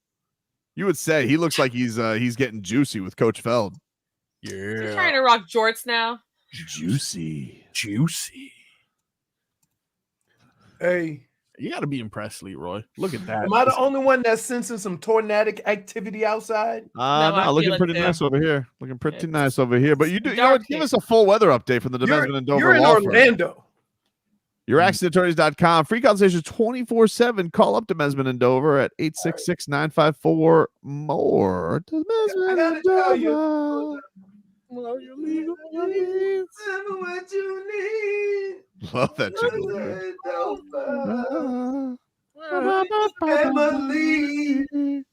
I think we nailed it. That was good. It's breezy. I'm guessing, and I'm looking here, it's coming out of the west. I can't really tell because I don't see no clouds. There's no clouds over my house, but it looks gloomy as hell. So I'm saying the winds are gusting at 15, 20 miles an hour, which means there's some weather coming in.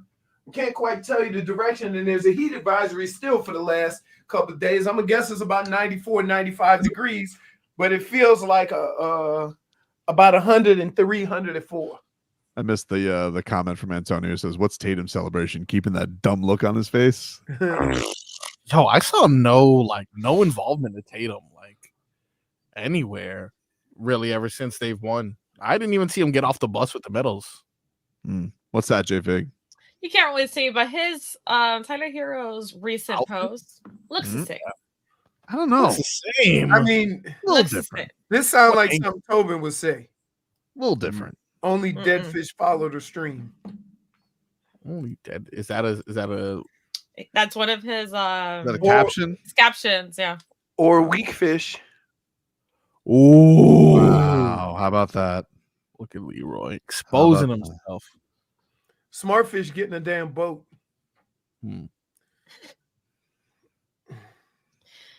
I don't see it, Tobin. The buzz cut, though. You would say that's Yeah, that's like a more business. Why are you trying to make other people say what you say? Nobody says that but you. I just think you guys are dismissing it. Yes. The buzz cut, yeah, it looks good, but Listen, what does I that have don't to do with care basketball? how he looks. I don't care how much he works out. I don't care about all that. All I care about is how Tyler Herro plays, and if he plays more than 12 damn games. That's it.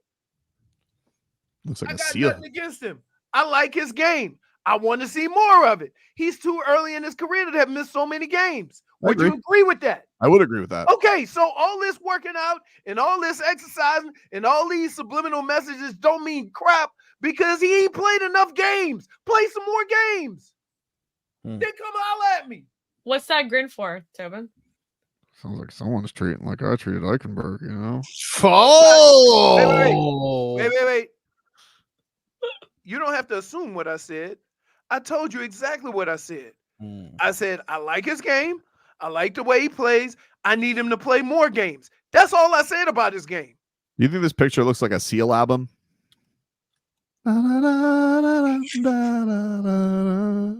No, it looks like he on the way to IR, which usually when he does poses like that. Where are you getting these pictures too?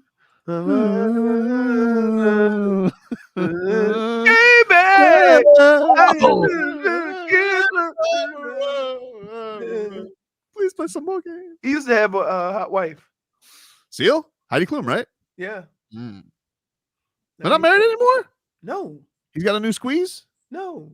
They're not married anymore. Anytime Why do you you say go these like squeeze. nothing says I'm 100 years old like got a new squeeze.